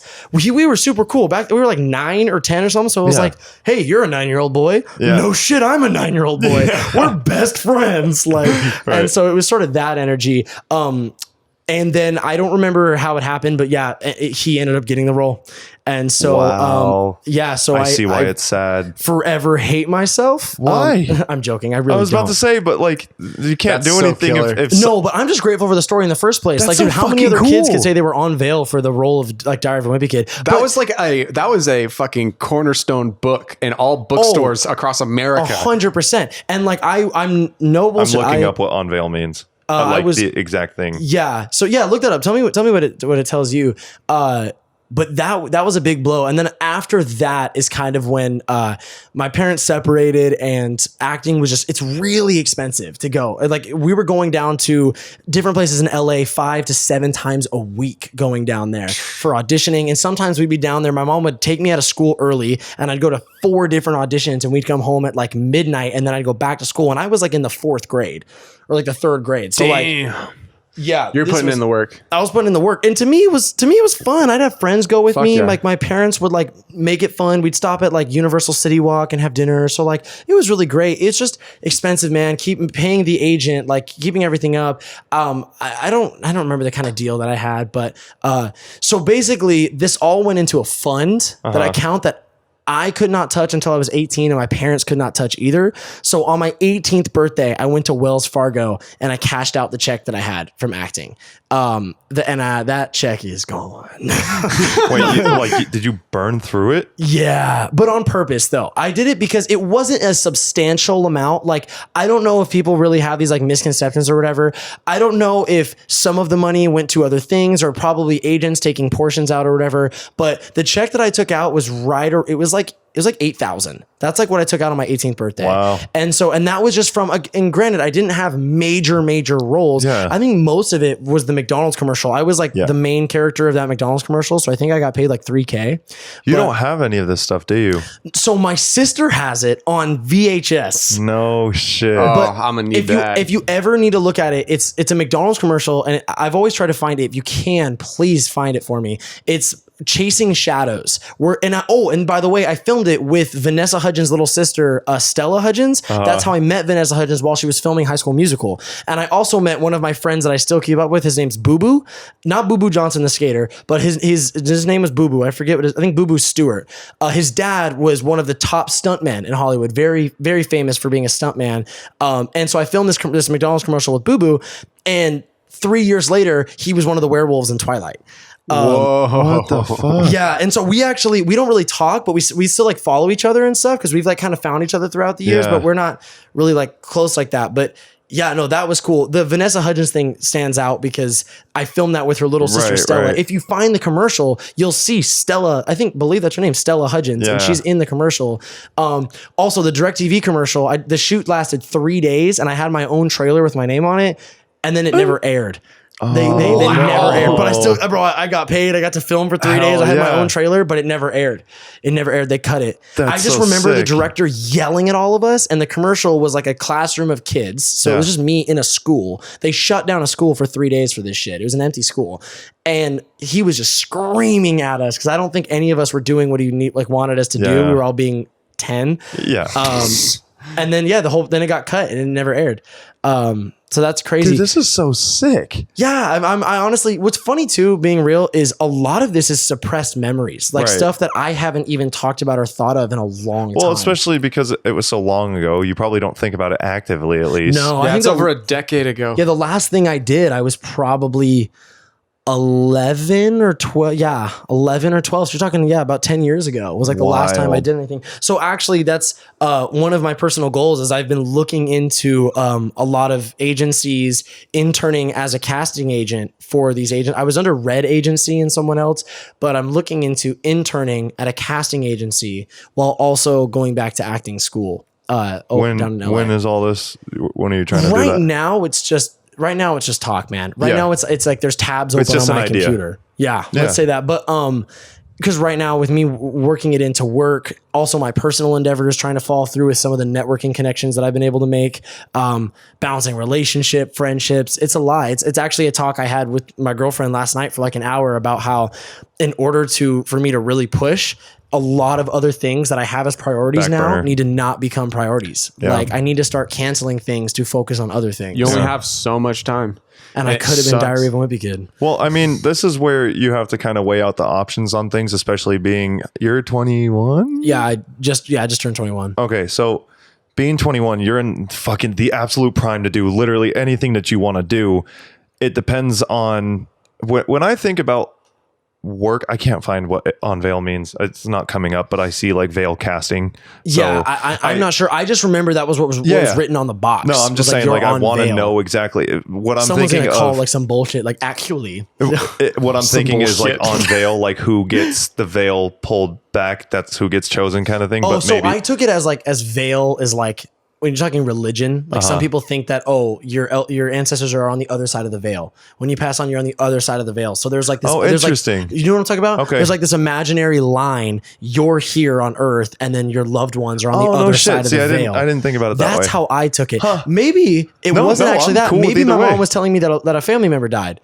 And that's how I took it. But oh my God. Was on the other side of the veil. And all this is just a lie. No. And I opened it up on Christmas morning. Yeah. No, but that's what they told me was that it was on veil. It was, my parents told me it was me and one other kid. Yeah. And then, I did the screen testing and stuff, but. Okay. Well, I can't find it, but, what were we just talking about? Well, you were saying like, I don't know, just how interesting the whole subject was. Oh, choosing like things to do. In my head, when I think of cut out this time to make sure that like this part of a career goes forward sort of thing. Mm-hmm. I mean, if it's two directions of a career, that two different careers, then I totally understand like the hold up on it. But what are the things that you're contemplating? Like, I don't want to give this up for acting kind of thing. Sorry, I burped. Oh, you're fine. Been down in some hardcore Dr. Pepper this podcast.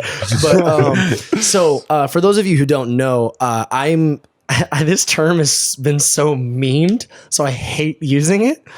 I'm a graphic designer. Oh, I was about to say, I'm an influencer. No, so I'm a social media influencer. But no, so I'm a graphic designer and a content creator, video producer. And that's not actually a title that I gave myself. I work for a company in the town that we live, and that's what I do. I'm their content creator. I produce all of their digital marketing, all their content for their business that they market online. So Facebook, Instagram advertisements, the shit that everybody gets annoyed with. Yeah. You're welcome. I make those. And I do, I've actually right now I'm completely redesigning their packaging, and I'm doing a lot of packaging redesign, which is really cool. So in a sense, I guess you could say I also kind of do marketing because that's really important. I work directly with a marketing team down in LA, and we coordinate on like, okay, this ad is performing really well, but we think we could change one thing and it could target this different audience. And we split test ads a lot, where I'll make one ad, change one thing. We'll split test it to two different groups and see which one has better results. Oh, that's sick. So really like it's just a game, dude. Yeah. And right now me on Twitter with my tweets. Yeah, no. If I word it like this, it'll go viral. Exactly. Well, how do you think he's blown up like 90 times and Mia Khalifa follows him? But that's a whole other story. But so I bring that up because what I want to do is start doing a lot of that type of things for my own personal benefit again. I really want to get back into YouTube, but I want to start making different content. For the longest time, I've been putting off YouTube and my own videos because back when I lived at home, I had a really good kind of studio setup. I had a studio foam on the walls. I had a desk. It looked very professional. And now that I'm on my own and I jump from house to house and I'm independent, it's really hard to have that. And I got very down on myself because I was like, how the hell am I going to stand out in a world of YouTube when everyone has 8K cameras, has 4 of them set up at the same time? The audio sounds like you're in the room with them. Like I don't like, there's just nothing I can do. And so I'm finally now getting to the place. And I owe it a lot to this book I'm reading. I'm reading a book called Unfuck Yourself. It's really good, but it's all about dope. mental strength and just like about how you need to unfuck yourself mentally. Yeah. Like you're the reason why these things aren't happening. It's this whole point. And so it's helping me a lot, but it's like people that are going to watch my stuff are going to watch it for me. They're not going to watch it because I have MKBHD quality or I Right. have Casey Neistat style edits or whatever, Yeah. like, or Peter McKinnon, whatever. Like, so they're going to watch it for me. I found a guy this morning called Danny Gonzalez on YouTube, and he's hilarious. There's a video about him spending $20,000 on Google Ads and how it works out. You should watch it. It's funny as fuck. Holy shit. It's really cool too to kind of see the other side of that. But so basically this whole balancing thing, I work all day, like 2 to 3 monitors set up, balancing all these Adobe programs, filming all these different things in these different meetings, figuring out, okay, Dylan, change this. Okay, Dylan, do this. Okay, Dylan, do this. And I'm the only one. There's not a team. There's not a content team. There's not a social media team. I'm the guy that's running the social media accounts. I'm the guy that's looking at all the feed. I'm the guy that's making all the ads. And then to come home and do that same thing for me, Which is even harder which is to even do. harder to do Yeah. in the first place. Exactly. It's really bad, man. And so I've been also freelancing a lot. I've been redesigning logos for small businesses out here, which has proved to be really successful. Plus it's cool because they send me pictures of like their whole staff wearing like my logos that I design. What the fuck? When have you been doing this shit? So I've been doing it for a little while. This is it's dope, cool, man. dude. And so that's cool. But also, aside from all that, is as basic as just friendships, man. Like I Yeah. miss you guys. I don't feel like I see you guys enough. And so Yeah. it's like if I'm working all day and I'm on a computer, in my head, I'm like, Dylan, you're never going to get past this place. You're never going to achieve the things you want to do if you don't get on this fucking computer. Make this piece for Lil Nas X. Make this piece for FaZe Rug. Because there's people that follow me on Instagram for different stuff that I've made that have hit me up for content, and no bullshit. I have not done it. Like there are huge names in the influencer market that have hit me up for content and I have not made it. Is it because you're still too busy or because you're still trying to find a balance? Or the burnout.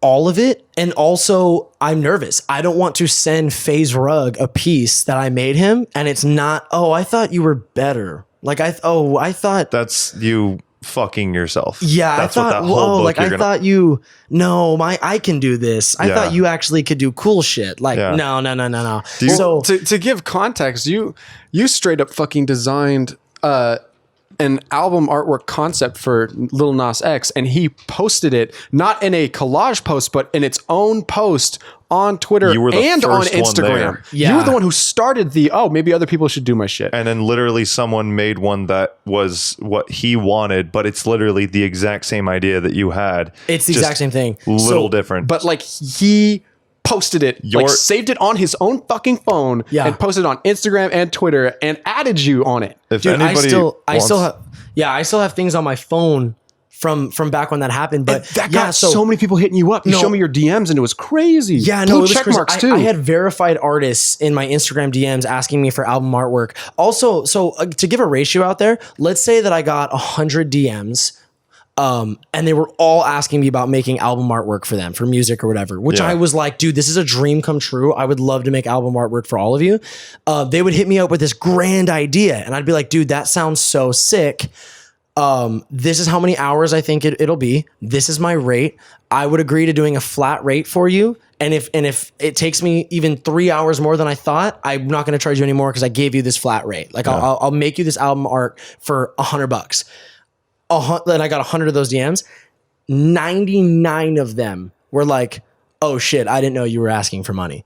Like, just Cheap insane, fucks. dude. Damn. And then I had one guy that went as far as asking me what my Venmo was, and then I never received any payment.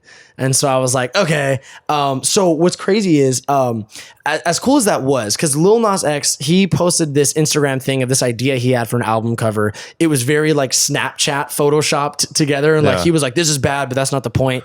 And then I literally went into work one day and my bosses were like, you're not working like for our company today. You're doing this. Like you're going to make this album cover. Cause I had been talking about it and I DM'd him. Such a cool thing to hear from a boss. Oh, dude, I know. And it was really cool. So I made it. I sat there for like 6 to 8 hours. I don't remember. And I made this whole cover literally just from these ideas I had, merging all this stuff, doing a lot of illustrating and photoshopping and making this original album artwork. And I posted it and I did one of those fucking, hey guys, help Lil Nas see this. Like, hey, everybody tag Lil Nas. But that's what did it though. No, but that's what I was going to say. Support of all your friends fucking doing it, dude. Exactly. And I was going to say, if anything, I would tell people that like, dude, and this is such a whole side tangent. Don't worry. I'm going to bring it right back to Lil Nas. But use social media. Like social media is not there for just memes and shit posting, as great as those things are. But like I had business opportunities and now there are very influential people that know my name because I use Twitter.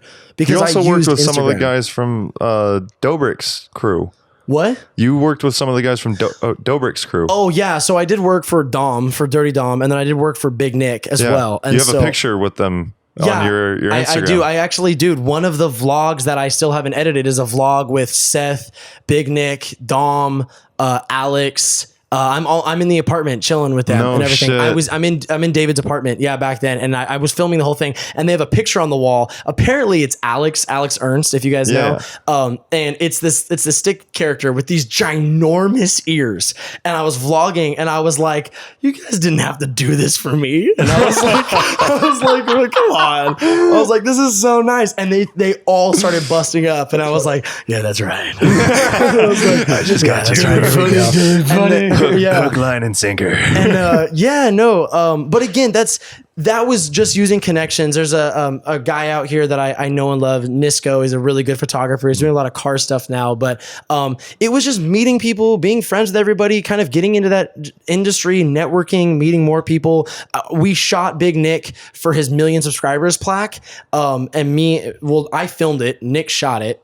Big Nick shot Bigger Nick, but you know what I mean? And we were shooting it in front of the Cloud House where like Rice Gum and FaZe Banks and Alyssa Violet used to live, but like all that stuff. We were right out there. And then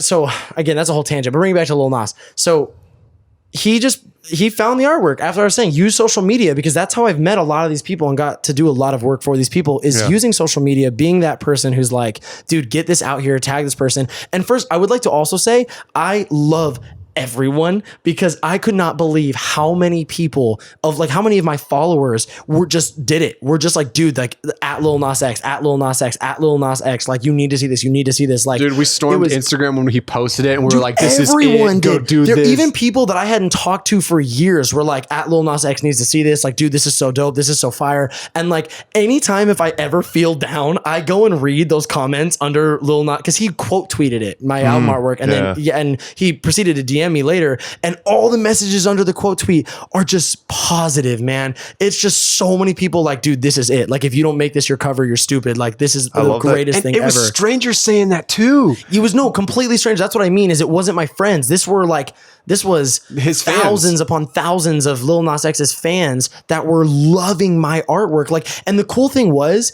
if people had issues with the artwork, I straight up don't even remember a single negative comment from it. There were people who were like, dude, this is so fire, but I wonder if he could just change this. And like, I wrote that down. Yeah. I was like, everything that I read is I was like, criticism. Yes, totally constructive criticism. And I'm like, it's so amazing that we live in a world that's disconnected where I can read all this shit. Then he posted it on Instagram, and then my next 3 days changed forever, where it got like 150,000 likes on Instagram. I had verified artists like hitting me up on my DMs, people messaging me. That's how a lot of people ended up following me. Lil Nas X still follows me. I'm No fucking way. Yeah, I think I Damn. don't remember, but I think he liked the picture of me and Caitlin of on No my way. 21st birthday. Yeah, and so because he That's has so like crazy. he has however millions of followers. He's only following like 600 people, and I'm Yeah. one of them. So you have to think if he goes on Instagram, there's a good Yeah. chance he's going to see Dill. Like, so think if I put some bullshit on my story, Lil Nas X is just like, That's let's so Dude, he sick. views your shit. Fuck. Yeah, no. So, but like, after talking about all of this, then how, now that I understand where your time is being spent versus where you want to go into like acting and whatnot, it sounded to me at least like you wanted to, you spent more time expanding on everything that you're already doing and how much you love all the stuff you're doing. And then you want to risk it for something that you're not even entirely positive is going to, and I'm not saying that it won't work out, but what I'm saying you is mean like, acting? yes. Okay. Yeah. Cause it was, we were talking about acting, being an intern somewhere and then going to acting school again, Yeah. but you would have to sacrifice. And then that was the whole list of shit we just brought up. So I think if that were to happen, I would really have to sacrifice friendships. Not so much the work. Well, the dream is to quit the day job. Yeah. The dream is to quit the day job, have your like graphic design for personal endeavors pay the bills, and Yeah. then the spare time that's usually going into your own personal graphic design go into acting. Yeah, but the thing that's bad too is like, dude, the job that I work, the job that I work. I guess that's right. No, yeah. that is. Okay. That's Yeah, right. that I know, sounded I that can see sounded how it really sounds weird weird. coming out Yeah. of my mouth, but I'm very blessed to have this job. Yeah. Like straight up, like the things that I do, the people that I work with, like and the knowledge and like just I'm learning so much that I have grown confidence wise astronomically. Like that's why I've been able to do these more professional things and kind of reach out, and they like my bosses have even connected me to people and gotten me into some things. And like there's a very successful guy named KO Genesis who comes here out of Palmdale, and I've met with him, and I went to his concert and stuff, and that fool, the stuff that he knows like visually, if you guys like should check his shit out, but that guy's crazy. And I like stumbled across him last week. Yeah? And played his album and loved it. dude, he's His the music coolest is dude ever. I was really literally good. texting him the other day because he's about to move to New York. I mean, he announces that I'm not gonna speak on his behalf, but like he's got moves going on. Yeah. And like he wants to do work with me like sometime, but like actually like he wants to do work with me. He wants me to like we want to film things together. Like I'm getting a lot more into aerial videography. I have my new drone and everything. nice. Oh And yeah, so that thing you were blessed with. yeah, and so I did work for some guy, and then he paid me in a drone, so that was pretty Wow. cool. But he wants to use that, and he's taught me a lot. Like it's just so cool. So the job that I have, this is one of the things I talked about last night, is I need to remind myself daily about how fortunate I have to work the job. Both me and Nick went into the pit of geotechnical services and crawled our way out. into videography and Yeah. and- Into videography to and- say the pit is, well, when you put me in the same category with you, you worked there a lot longer. I don't know how you did it. Yeah, I was there for a to year. you, because fuck that Yeah. shit. I was there for 2 months Yeah. and it's a fucking shithole. Yeah. So basically, did you ever talk about this on here? no, we never no. have touched on your geo. We tested dirt in a lab. We were dirt scientists. Yeah, Like, that's literally what we're called, dirt scientists. Yeah, we were dirt scientists. It doesn't sound as that actually sounds kind of cool. Yeah, it was not. It was not cool. Like legit. I mean, it was so. But to me, the reason why I worked it for so long, again, a whole side tangent, but it was like when you met me and I said I was in a different place. Yeah. That was when I was kind of thrusted out of the nest from home. Yeah. My family lived in Texas. I was back home in California. I was living in an apartment with my closest friend who eventually moved out, and so I had the apartment alone. So I worked the geotechnical job because it was the only thing consistent in my life. It was the job was the only thing, because it was an 8 to 4 every Monday through Friday, and it was a guaranteed paycheck. It paid all my bills, and I still had a little bit of money to have fun, like a little. And so it was like, dude, everything else in my life is so up in the air. I've lost all these people. I don't see my mom. I don't see my dad. I don't see like my friends anymore. Like the friends that I at that time used to hang out with. Yeah. But the job was like, but at least I know what tomorrow I'm working. I'm gonna be back at the lab at 8 a.m. It was like nothing else in your life was stable except this 9 to 5, basically. It was consistent. It was the only thing that it was. It anchored you. Yes. 100%. And it was it was almost to the point where last summer, when I lived in that apartment alone, I didn't want to leave. Like I was at work and I didn't want to go back home because I was just like, I mean, of course, everyone wants to get off of work. That's a dark spot to be in. Dude, it was a really dark spot. It was like, to where the point to where like other people were leaving the office and like I was back there and I'm like pounding away at a max, which only you understand what that would mean. It's a dirt test with a big concrete hammer. That's fucking annoying. But it was like, dude, I mean, it was weird for me, man. Like I was going through it. Like right now, what I'm doing, I have a purpose. Like I'm here to do this right now. Right. If I go home, I'm sitting, I don't have my dog, I don't have my mom, I don't have like anyone. And that's why I relied so heavily on like you and like everyone else in the gang. As he points out. Yeah, no one else can see that. Right. Why I relied so heavily on Tub. Because we got really close last summer. I think that was like we were already good friends, but then last summer was just like this is a brotherhood. Like, dude, it was like the every day at a certain time, what are you doing? Type thing. Yeah, literally. And to where Springer basically lived at the apartment with me and took care of me when I was sick. Dude, you were bedridden and Springer was your fucking like maid of honor. No, like not I maid know, of honor, man. literally honor maid. He was my maid of honor. Like, he will be my maid of honor. But the whole geotech, I know that's like a whole side tangent, but I mean, compared to that, what me and you have both experienced, a very similar job, very similar. Now our jobs are also very similar. Yeah. Although you do a lot more of like professional, you're flying across the country, you're filming the next Mission Impossible type shit. Jesus Christ. And so, oh my God, that's Jason Bourne. I'm in an office in Lancaster making some Instagram doodle, but you're also working for a large company. What? You're also working for, they're a larger company. They're large. growing. They're growing. Yeah. Yes. I literally like, as it comes to them, they're so cool, but I signed an NDA when I started working for them. So I'm always super afraid to talk about shit because I'm like, I don't know what I can say. But no, they've been super successful. They're based out of our hometown, Antelope Valley. They make a product called the Car Seat Key. I've thought about like having one or both of them on and just to like talk about what they did. Oh, dude, they would love that too. Because right now they're again, I mean, that's not a whole thing, but like they're really into podcasts. We listen to a lot of podcasts together. One of the ones we listen to is Long Story Short or Short Story Long. The drama one? By Drama. Oh, nice. So Short Story Long. And they're trying to get in touch with his people because he has had just random entrepreneurs on.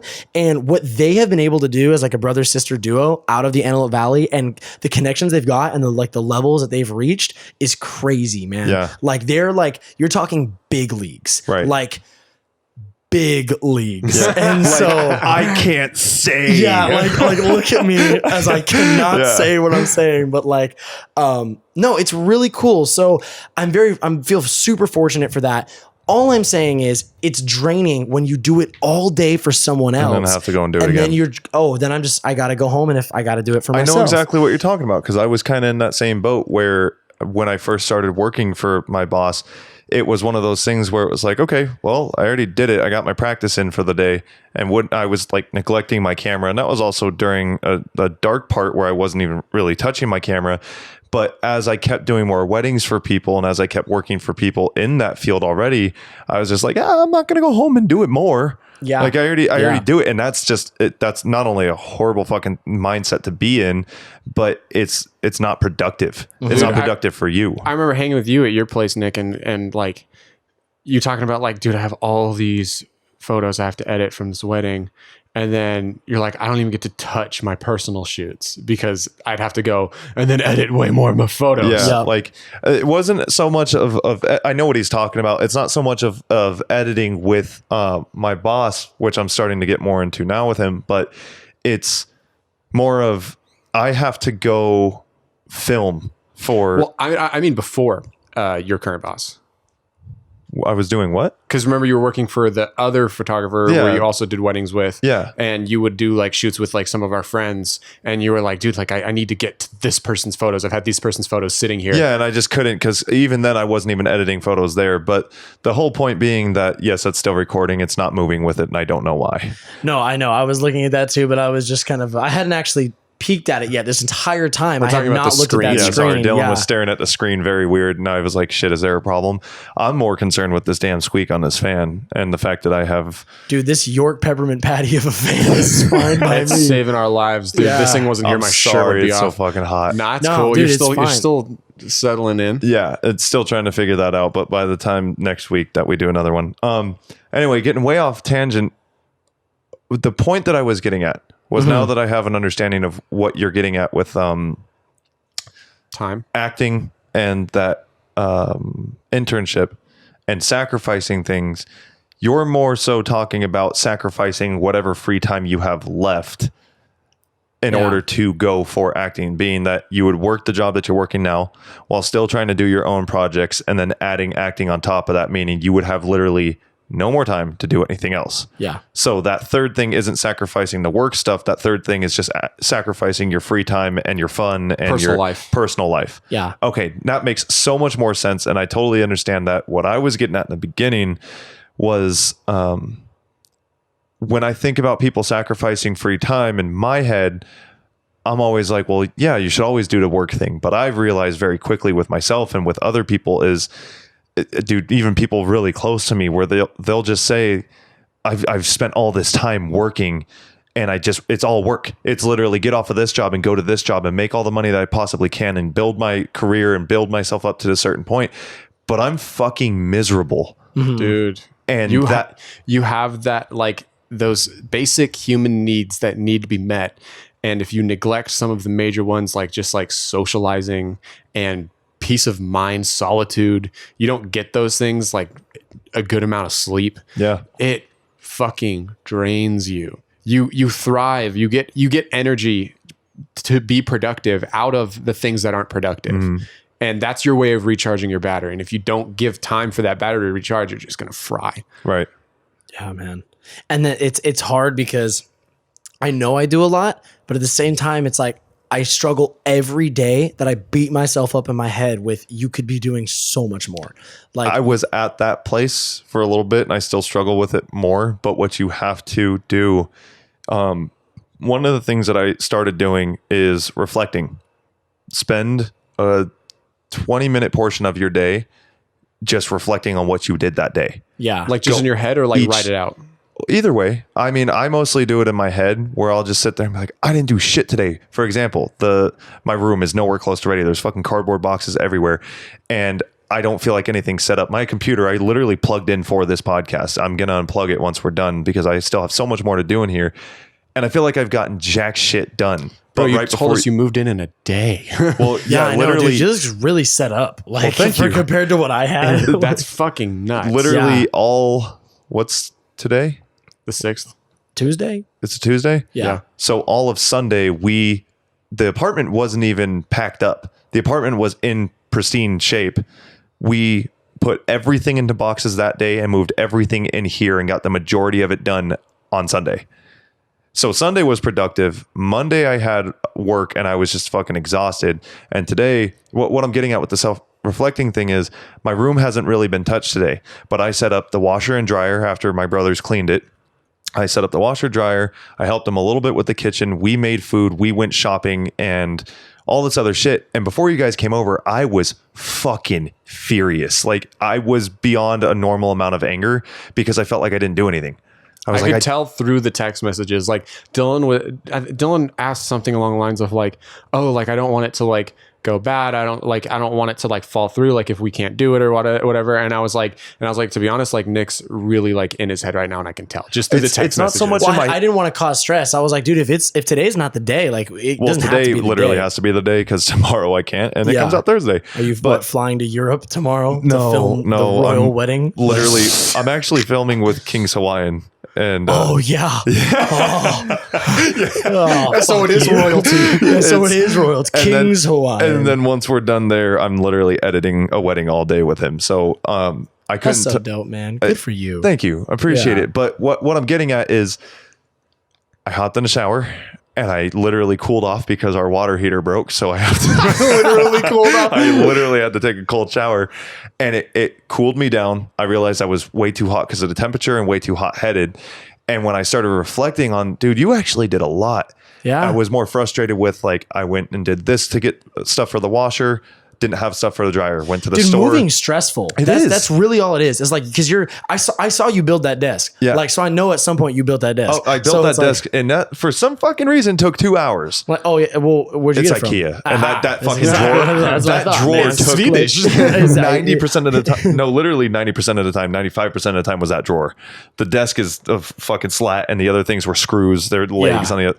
But the point being is that when you self-reflect, or just reflect in general on the day and actually pick apart what you did, starting from when you wake up to when you're at the point of reflecting, you'll realize, okay, I did a lot. If you didn't, then that's your own fault. And it's up to you to decide, is it my fault or was I taking a relaxing day? Did I need that relaxing day? Yeah. Or am I just being lazy? Yeah. And once you start doing that, I'm not kidding, dude. It's fucking helped so much to the point where I started watching Peter McKinnon's videos again, and I'm going to be starting vlogs up in the next month or so. Nice. And it's just because I took that time to really look at what I'm doing with my time. Yeah. How I'm talking to myself. Talk kindly to yourself. Speak to me kindly. Punching my mirror every night, bro. Just glass shards everywhere. But Because the drywall's all out of spots. there's no more drywall. It's just Swiss gone. cheese. He just lives in one You're big like, box. my roommates fucking hate me. There's no more drywall and we're out of monsters. We have one big room. It's just the house. I've ripped down all the walls. But point being, just really pay attention to what you did. If you've done a lot, if you worked an 8-hour day, dude, if you work anymore, you might actually break. So take the time to take into consideration that you did a lot. What's hard on me too is speaking, I know I brought up my dad a little bit ago, love him to death, but my dad's a very physically hardworking person. He owns a pool contracting company and he's been working in the Valley in the pool industry for like 20 something years. And now he does a lot of the community stuff, a lot of the like the park pools and park aquatic systems and dry town and stuff like that. But my dad grew up his whole life being a very physically hard worker.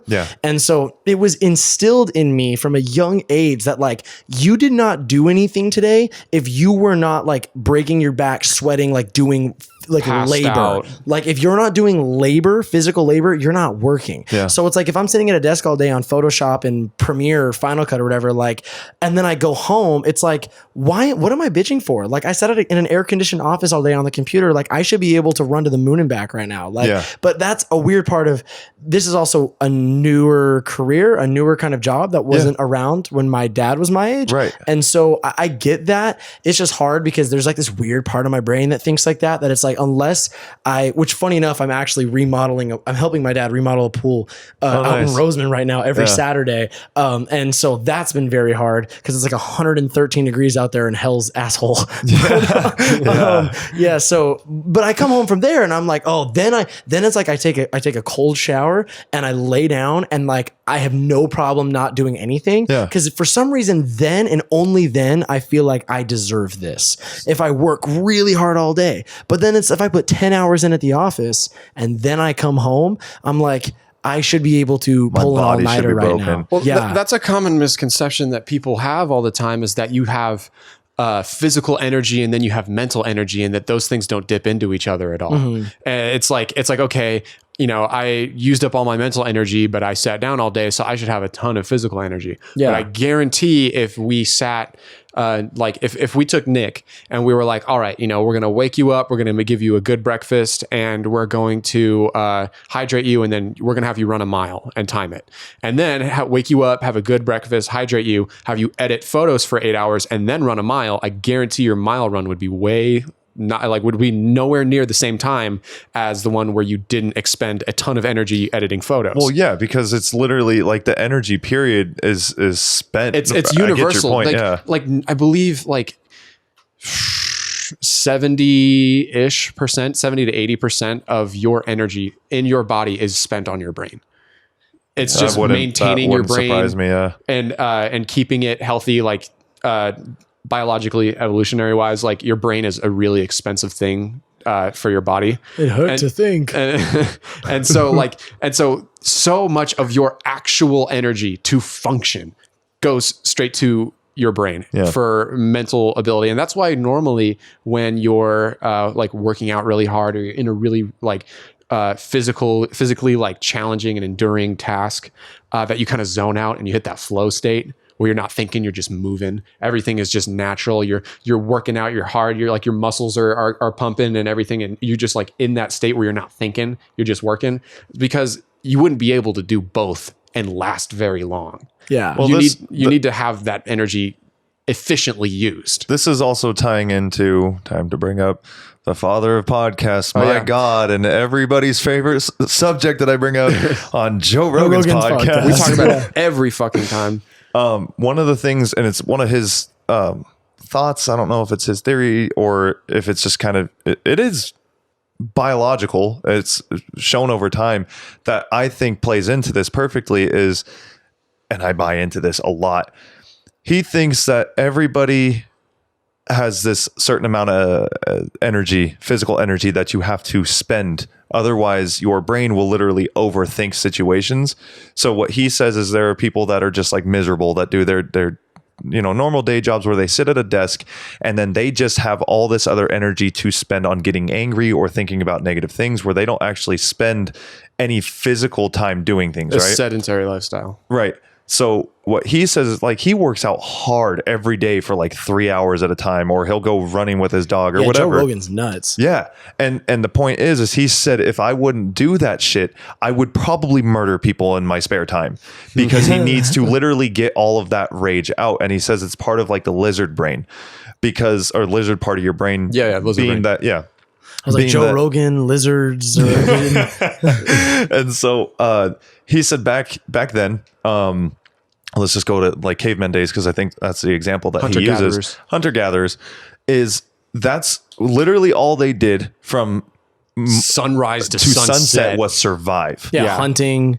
If you didn't catch the food, you weren't going to eat. Running away, getting to a new place, running from storms. They were always constantly on the go. It was physically demanding nonstop. You didn't have shoes, you had calluses. As evolution keeps going and buildings start being created and safety starts coming in and all these different things to make you not have to survive all the time, that part, he thinks that energy that they used to spend doing shit is still stored in humans now and needs to be exerted in other places. 100%. Which is why when you do like physical labor all goddamn day, you go home, you lay down, you're wasted. You feel great. You use that energy that you needed to use, versus when I'm right there with you. When I sit at my computer, when my boss was having me edit a wedding the other day, I was so goddamn antsy. I couldn't, it took me 8 hours when it should have only taken me like 6 or 4.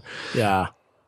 Because if I would have gone and worked out right before, I would have been fine. But I was like, I need to fucking move. I need to do something. The fucking clarity you get after something physically demanding, whether it be a workout or a job, like, it's insane. Yeah. Have you ever felt good after a workout? Yeah, and that's what I was going to ask. The ideas and the creativity that you can just get blossoming in your brain. For a quick example, before you ask him, at my job at the warehouse, like the days that I've started getting up before work and going on runs, and it is like an extra 2 hours of sleep was added on. Yeah. And, or like, we used to do, we don't do it anymore, but, we used to like play hacky sack, on one of the breaks that we took. Nice. And I went from like falling asleep while I'm working to wide awake, productive again after I was just so tired. And now I'm doing something physically demanding and suddenly I have a ton of energy. It's way less, than it seems on the outside. See, what I want to do, like I've been thinking about ever since I'm like, I want to run my own company kind of thing, is if I ever have a building where people work, or just a building or an office where I have my own space, which probably this house will work and that part of the garage will end up working out that way. So I want to have a gym. I want to have something where it's just readily available. All right, guys, PE. Right. And so if I were to have a building and employees, it would be like, hey, you work 7 hours, but it's an 8-hour work day. And one of those hours you have to spend just doing some type of workout. Like a paid a paid physical hour. Yeah, a paid exercise, basically. Right. And so what I was going to ask... Dude, your productivity would be fucking nuts. It would be because it's that, and they're like, I'm getting paid to work out. Like, fuck yeah, I better myself and I make money. We got future up in here. I would challenge you, Dylan, whenever you hit like a creativity block, to go work out. Yes. And then like work out and... do something that's kind of like allows your mind to wander, like take a long shower and be mind blown at how like on point and how much clarity your brain has. It's so different. Dude, even if versus it's the fogginess. not working out, go on a walk. Like I woke up this morning, I accidentally got so fucking high last night. Again, because I misheard the person on what they said was in their pen. She was like, yeah, it's 99%. And I didn't hear anything after that. She said, Wait, you hit a pen?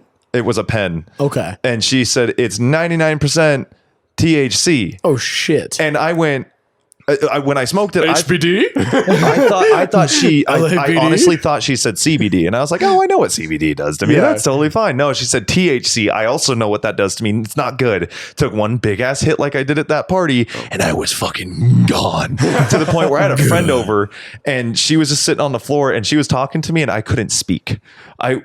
She left because she was just like, it's fine. It was an accident. Nick's being weird. Like, what's wrong with? So my point being is that I woke up after sleeping for 13 hours. Oh, hell yeah, man. And I woke straight up. I was like, oh, it's 8 a.m. I haven't woken up this early, like fully energized in a while. You fell asleep at 7?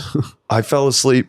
Sorry, no, not 13 hours, 11 hours. I slept 11 hours. I fell asleep shit. at 9 and woke up at Damn, you at 8. clocking in. And I woke up and the first thing I wanted to That do, sounds so nice. I strapped on my shoes and went on a walk around the new block. And I'm just looking at all the things around. There was Taking it clouds in. in a distance that were blocking the sun. So it was like a kind of cold summer morning. I was like, oh, this is new. It smelled really fresh. The grass, like all the colors were at the perfect like vibrancy where the he yellow was still isn't. high.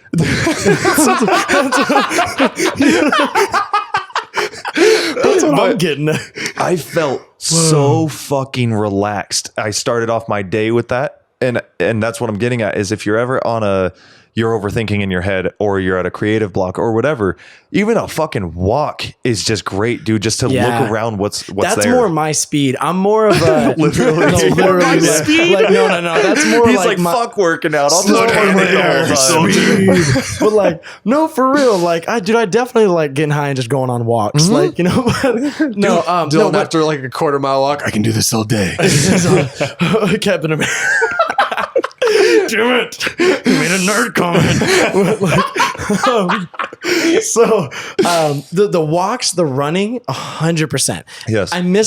I miss my dog a lot for that. My dog's fine. I don't remember anything that she just lives with my dad now, who's got a ton of property. So, but she was like my excuse of walking, of like, hey, I would take her, strap on her harness, and then we would just go run and go explore. And it was cool because I felt like I had my companion, of course, like everyone feels with a dog. I could talk to her. She wouldn't say anything back. She just always agreed with whatever I was saying. And I was like, you know what? I like you. Like, Right. And so, it's a dog. but like, exactly. But everyone I know is a big gym person. Pretty much everyone I know in my life is a big gym person. I'm not. I don't know what it is. I've tried before. I think it's the consistency thing. I can go every once in a while or whatever, but it's just like whenever I'm at the gym, it always goes, there's 1,000 other things I could be doing right now. Right. Like I'm at the gym for this hour working out, and there's 1,000 other things I could be doing. The walk, I feel like, is more. This sounds like, again, I don't know, but like, I haven't done one in a while, so now all of a sudden you've kind of put it in my head, and I'm like, I need to do that. Yeah. But no, just kind of, literally going like a breath of fresh air, getting out and looking at things, taking things in. Also, because I do a lot of work and I'm trying to get more realistic and looking at a lot of edits and things. I last time I went on some walks at the park near where I live, I was looking at just how things were shaded naturally, like how light moves through leaves on trees and like how it breaks it up. And like, if there's a plant behind this flower, like how much darker is it than that flower? Like, is it a different shade of green? And we're both high. I know, dude. It sounds like I'm sitting there just like toked out of my fucking mind. But like, no, but it's because there's like a bunch of random pictures on my phone, and it's all for like editing purposes. It's all like references, like because I'm also, if you couldn't tell, I'm definitely the guy that watches the bonus features on DVDs. But like, a lot of the things that they do, especially in like Pixar animation, is fly the people to wherever this film is set and to take pictures and look at the culture and look at different things and get realistic examples. Like when like the Lion King that just came out, they went to Africa and they took tons of videos and pictures of the way animals moved and the way light was coming off of different animals' coats of fur and stuff. And like, that's how you do it. Cause then when you have that reference and I'm on the computer making something, I reference that. So I used to look at walks and running as kind of an escape with that. It was like, not only is it taking me away from the fucking screen and like out of the house, but it's like, I'm being physical. I'm exerting my body. Cause I do like to run. I don't know. I'm like, I guess I did swim in high school, so I think I'm kind of built like a runner. I also just moved away from the mic. I did the one thing I said I wouldn't do on this podcast. So it's like I would run and physically exert my body, and also I would use it as okay, let's get creative. Like, what am I looking at? Like, let me look at different things and see how stuff works. Like, just weird stuff like that. So you're absolutely right. And I kind of needed to hear that. I haven't thought about that in a while because I too have recently moved just about a month ago. Yeah. I had a big life change. I moved in with my girlfriend and like, so there's, it's been an adjustment period for me too. And so now I think we're finally in the place where I'm getting back in that swing of things. And I was going to say, also give yourself credit because like you said, a month ago, things changed drastically. Yeah. A move, no matter how big or small the move, is a drastic change. Yeah. It's a whole new environment. You have to adjust to that. You know, it's New like people. Waking up in a different place, showering differently than you did before, eating food differently than you did before because maybe it's in a different environment. Whatever the humans are habit makers, and when you break the habits, all of them, dude, that's really bad. Exactly it. And the Huge. bad part is I've moved around a lot my entire life, so I have found out through my mom, bless her heart, that anywhere I live can be my home. I have to make it that. And like my mom taught me that from such a young age, and to where my new house, it already felt like home like 4 days in. That's and good. So it was really cool for that reason. But that's the one thing I have to break. I literally told my girl that last night is like, I have such the bad part of me that wants to be lazy, that creature of habit that like, and it's me. It's something I need to break. I've already thought of like 2 to 3 videos that I cherish as like a holy grail of like epiphanies for certain ways of looking at life that I'm going to send you. One is on exercise, and another one is on habits and how they form and what they're formed around and all this shit, because I spend so much of my time. I have the YouTube premium. I like fucking lock my phone to watch the videos and listen like it's a podcast, and I spend hours upon hours consuming content about all this stuff. I've never met anyone else that has YouTube Premium. I have had it for like 2 years when it was YouTube Red, but now it's YouTube Premium. It's amazing. I love it. Do you have it? So good. No, I refuse. For anyone who actually uses YouTube a shit ton, it is worth. Well, it's nice because you can download things too. So I have like the first Pokemon movie just downloaded on YouTube. That is and I have smart. a bunch of stuff just downloaded because you download everything. There's no ads. You can lock your phone. You get I think we get Google Music for free or something with it. I know that. But it's Google Music, so like. I refuse only just due to the fact that I use YouTube, but not enough to where I'm like, fuck these ads, or I need to close this. Like, the biggest reason actually why I got it, going back to a whole different, like one of the old things that we talked about, is the creators, is how much it benefits the creators, because with YouTube Premium, it will, when you're watching their video, a portion of your monthly subscription goes directly to that creator. Yeah. So it's not like any sort of ads breaking up or any sort of split profits. So by you paying for that and watching a creator, the revenue will go straight to them.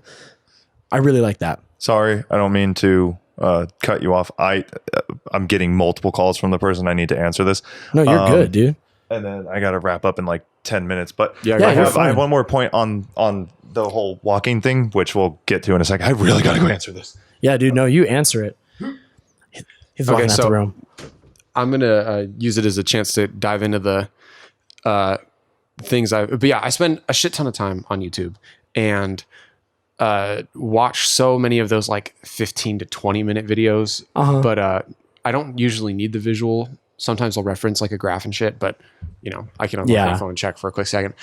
But, and I've been taking in so much fucking information about, like I've noticed with things, in order to truly understand a concept or a habit, you kind of have to continue to break it down until you get to like the bare minimum basics. And so I've like continued breaking stuff down and getting a more and more like general and simple view on things, to the point where I'm watching videos of like how to learn, just like how to Oh my God. I haven't even thought about that. how to take in information. It was super crazy. I was listening You to would be the person too. That makes total Yeah, sense. it's food for your brain, man. That's so interesting. That's learningception. Is like you like listen to all these videos to learn. You've gone so far deep. You're like, I don't think I'm learning right anymore. Yeah, like I need to learn the next level of learning. But the crazy thing is, once you hear these videos, hear these like college professors or these like scientific studies.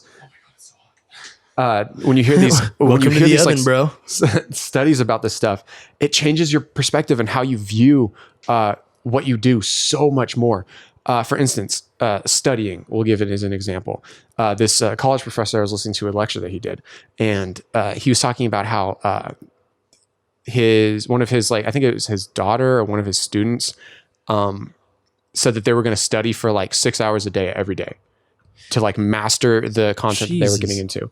And they did a study on how long you can retain information and be able to recall it. Because there's a difference. You can recognize information and you can recall information. And it's what gains the illusion that you've learned something when you see a cue and you go, oh yeah, I know where this is going. And then the next page is turned and you read it and you're like, yeah, I knew that. But if you were asked what was on the next page, you'd be like, oh, it's on the tip of my tongue, but you wouldn't actually be able to recall it. And that's the difference between recognizing and recalling. He said that within the 6 hours of studying, the amount of information that they took in that was able to be recalled and used properly, going from short-term to long-term memory, was within the first 30 minutes of their 6-hour session. Yeah, that doesn't surprise me everything, at all. Everything past that just took a dive and became recognition rather than recalling. And he said the only way that you're going to be able to refresh that is to take a break and like legit disconnect yourself from what you're doing, go do something else for 5, 10, 15 minutes, and then hop back on for another 20 minutes. And you will able to take it in. Not obviously as well as the first session, it'll start to taper off, but people sit down and study for hours or work on something for hours or listen to content for hours and don't give themselves a break. And so they don't retain 90% of what they spent their time on. Yeah. And they'll remember the first chapter. Oh yeah, the first chapter, that's easy. 1, it's basic and simple. And 2, it's the first thing you took in.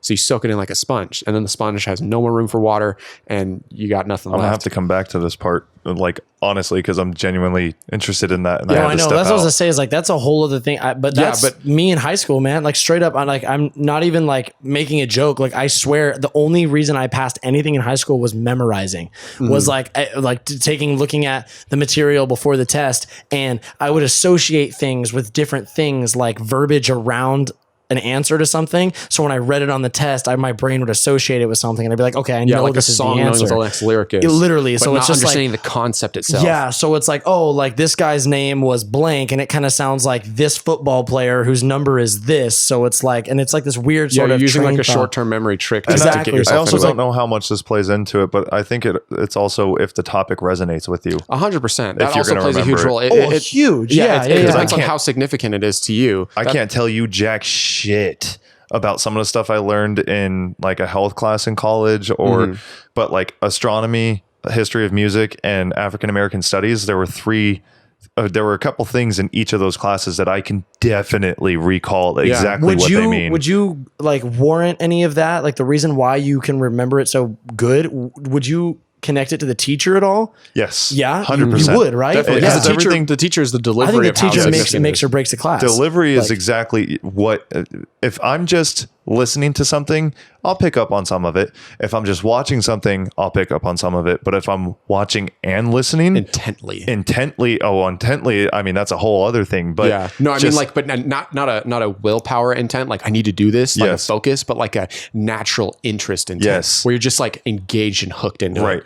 And so I think that all plays into it as well. My whole thing getting into it was just teaching, like learning, like basically how to learn and learning how to, like how your brain works. On a different level right now. Like from what I was learning, your brain has like gray matter and white matter. White matter is the myelin sheath around the neurons. But when you form a habit and you do it enough, it starts forming that white matter, and it goes from something that you're forcing yourself to do as a routine to something that you literally feel weird not doing. And that's because your brain is actually forming the connection physically in your head after doing it and repeating it enough times. And when people have new understandings of how you learn, how you become productive, how you gain these routines, and how fucking good exercise, sleep, and time to rest and have recreational activity, how good that is for you to increase your productivity when you hone in. It is overall, net wise, so much better for you than that long haul grind, job to job, nonstop hitting the grindstone thing. Yeah. People retain more, keep it longer, are able to recall it better, whether it be a skill or a trivia or memory or whatever. Right. But when you give yourself time for proper like exercise, because of, like you said with Joe Rogan, how our bodies are just set up from the years and years. Proper exercise, proper sleep, because that's when all the memory gets transferred from short term to long term. So going from recognizing to perfectly recalling it is done in your sleep. And if you don't get enough sleep, it doesn't do it right. And you won't be able to recall shit. And so like, that's why people who cram before the night of a test don't actually help. Yeah. If you don't get enough sleep, then you're fucking yourself, regardless to how much you cram. And I was going to bring something up to challenge that Joe Rogan thing that we're talking about with like the whole caveman physical thing, but I don't want to open that can of worms because it's like that would be like, it's just branch off to a whole different subject. But it's like, because I think that in itself is super interesting. And there were some things I kind of wanted to like combat it and bring up some topics, but possibly at a later date. Next time. Definitely at a later date, only because I have to wrap it up. But one of the points. Yes. And I'm sorry I had to make this so short. No, I mean, 2 hours. It doesn't feel short. Okay, cool. Because it's also really fucking hot. So maybe we're trying to. This one felt like fucking jam packed. Did you see the difference when I fucking opened the door? Do you feel it? Yeah. Oh my god. Yo, no, I feel it for sure. Just in this, I don't know why, but this feels cooler. Yeah, it feels cooler. Yeah, the fan feels better. I forget what candy it was already, dude. See, there goes the short-term memory. The peppermint patties. The York peppermint patties. Yeah. York. Zoo York. Beats chest.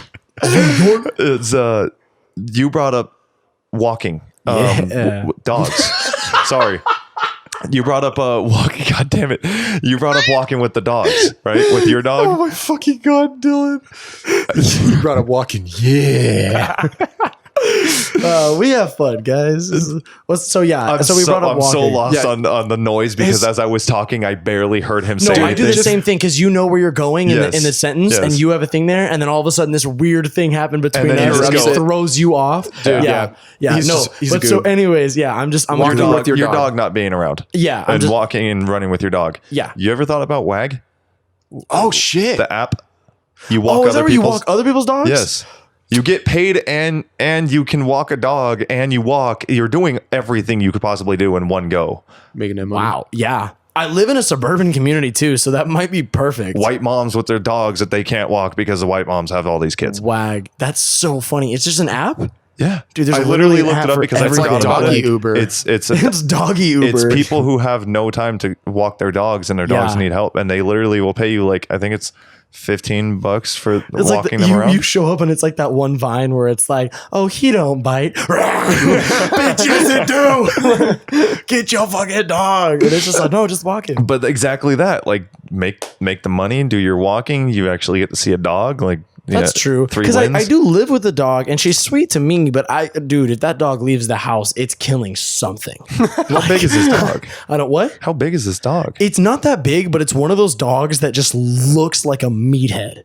Like it just like I literally last night I made the comment that if this dog was a person, I just know it would wear a wife beater. And so it's probably about this long. You guys can't see, but what would you call that? 4 feet. That's not 4 feet. That's three and a half. Sorry. You're three and a half, maybe like that. I guess it's not that far off from 4 feet. How dare you assume it would be 6 inches? You take 3 feet like this, it doesn't seem long. You stand 3 feet up, it's different. That's true. Yeah. So I'd say it's probably about 3 feet, but it's a bull terrier. It's like a target dog, and but it just looks muscular, and she's such a sweetheart to me and my girlfriend and everyone that lives in the house. But to other people, man, this dog is. Well, fuck you. Oh my god, dude! I don't even know if it's just people, it's other dogs, it's like anything that isn't in this house. If it moves, it's bad, man. Yeah. Like I even felt scared because Caleb's little brother Noah came over to do some graphic designing stuff, and that's. Keep going. Sorry, okay. I'm pointing at Caleb. Caleb, get the door, please. I was like, there's hand movements. Close I'm doing marine sort of like hand signals. But no, his little brother Noah came over, and I really didn't think it was going to be that big of a deal. And she was it honestly scared me. I was like I saw her try and nip at Noah, and I was like, no, fuck no. I was like, you're going outside right now. You're staying outside, like, because she seemed like she was gonna be cool, and then it was just like a switch, like she twitched, and it was like, like that foam? It was just like, dude, and like I could tell Noah was kind of fearful, and I was like, no, Noah I'm not hasn't going had the shit. best past with dogs, so Yeah, so I was like, no, help. you're outside, and then I brought Noah upstairs and everything, but I was just like that was scary. Yeah, I would love to walk that dog. I just don't feel comfortable with it. The wag is interesting though. It sounds funny. The wag. It's just wag with an exclamation point. You Just trying to wag? You trying to wag? You trying to But wag? I would, I don't know, recommend looking into that, but definitely do the walking stuff. I don't see why not. The No, walks that's could true too. definitely help. Especially because living where I do, there's Yeah. a lot of trails over there. There's actually this week I'm supposed to be filming with Hayden. I'm going to be doing an aerial shot with the drone following his car through the roads because there's these that's really big dope. open roads by And he has Anaverde. a where there's- nice car. Yeah, it's just open desert, and then it's like a perfectly paved road for like a mile that That's curves. sick. So I'm going to be testing, tracking the car with the drone. Yeah. like just kind of up and over it because I'm in the process of filming my first ever demo reel. And so that's something that I'm I'm like excited to see this. yeah, so I'm like, I have a lot of stuff kind of all shot up. I've only shot one thing for it, but you got to start somewhere. Yeah, but that's it's still because fun. I'm being really meticulous about what goes into Right. it. But No, that's good. that's something that if you're listening still, that look out for is that I have a demo reel coming. Hopefully realistically by the end of September. Okay. That's like a realistic goal because I have to travel for some of the shots. Yeah. So it's like, that's if what I I'm ever working have on the free right now. time and you need somebody to go with, Oh, dude, 100%. What's up with it? Even Cody, another Cubowac, Yeah. a fellow YouTuber, another like content creator, he was like telling me the same thing, and I was like, dude, you have no idea how bad I want to plan a day of just people, just creators. Like, Yes. let's go here and just film pictures, all these ideas. You have bodies to use as models for tracking shots Hell or yeah. whatever. Like, and we're all there to help each other create.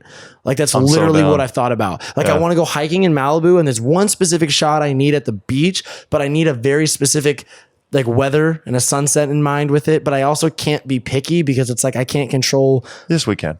Yeah. We can control it. That's what I'm saying. We can control it. But I did go recently, and it was literally 100. The day that we left, it was 103 degrees here, and we went to Malibu. This was not last Sunday, but the Sunday before. As soon as we get to the beach, just cinder, like it was so thick. It was cinder block Overcast? clouds. Yeah, it was overcast, but I mean, like, dude, just as far as you could see, to where even your vision was only. That's crazy. It was bad, and it was 70 degrees with like 10-mile-an-hour winds. It was freezing. We were wearing hoodies and jackets at the beach, and then here it was 103. And as soon as you left Malibu, as soon as we kind of got into the Malibu Canyon, it was like 97 degrees. That's so fucking weird. It was really California. frustrating. It's so funny that we're talking about 70 degrees being freezing. No, I know, but I mean, like, I know. with the- When you're yeah, I used know, to, when the you're used to, one- because 70 Missouri listener is like you. I know. Oh, I'm sorry. It was 70 degrees in Malibu. but you Dylan. could also say, Was that too cold for I'm you? sorry, was the water too cold at Nobu after? It was like, oh man, it sucks so bad. it's just like we look at it as like 106 to 70, 70's cold, but in the winter we'd be like fucking 40 with wind chills of 20 out here, 70's warm. So Yeah. it's just depend upon we like, do have like literally. I don't like, We have being in the extremes. desert. We have the two extremes, man. Yes. It'll snow in this bitch, Yes. and it'll fry this bitch. Yes. Like it really goes on we both had all sides of that it. rain building up the summer, and now it's summer and it's hot. And then I there was know. that fucking one day, like 3 weeks ago, it was just raining in the Dude, heat. I was I was like, like, huh? No, there was a little while ago. There was like a week span where it was like raining every other On day. and off, Yeah, it was I like was on and sitting off here- raining for a week. Right before it started, I was like, I should wash my car. And then it rains. And I'm like, what the fuck, July? Are you shitting me? It's so Yeah. weird to say you wash a car. Washed car. Like for him to say he's washing his car just because he got that new Oh, yeah, car. 'cause I don't yeah, drive my 'cause fucking he wouldn't lemon wash anymore. the old one. Wash Yeah. that fucking. I He would would- wash. he I put wouldn't money wash into the You old would something wash that's gonna- that old one and the fucking paint You would didn't come drive off. the new one to Vegas, did you? No, did. they took Danny's car. Yeah, you took Danny's car. That's not surprising. I bet. What? What? To Vegas? Yeah. You drove Danny's car. car. You drove your car? Yeah. You drove your car? I Yeah. thought you took Danny's. I thought Fuck you took no, Danny's too. I got a new car and Danny's going to drive hers? No. That's what I. That's I kind of why honestly- I brought it up. Is I was like thinking about it. I would have assumed that you would have driven, did. but I thought that Danny drove. No. I'm not saying. I mean, I thought. Doesn't No, yeah, I matter. drove- I drove my it car. doesn't Like- matter.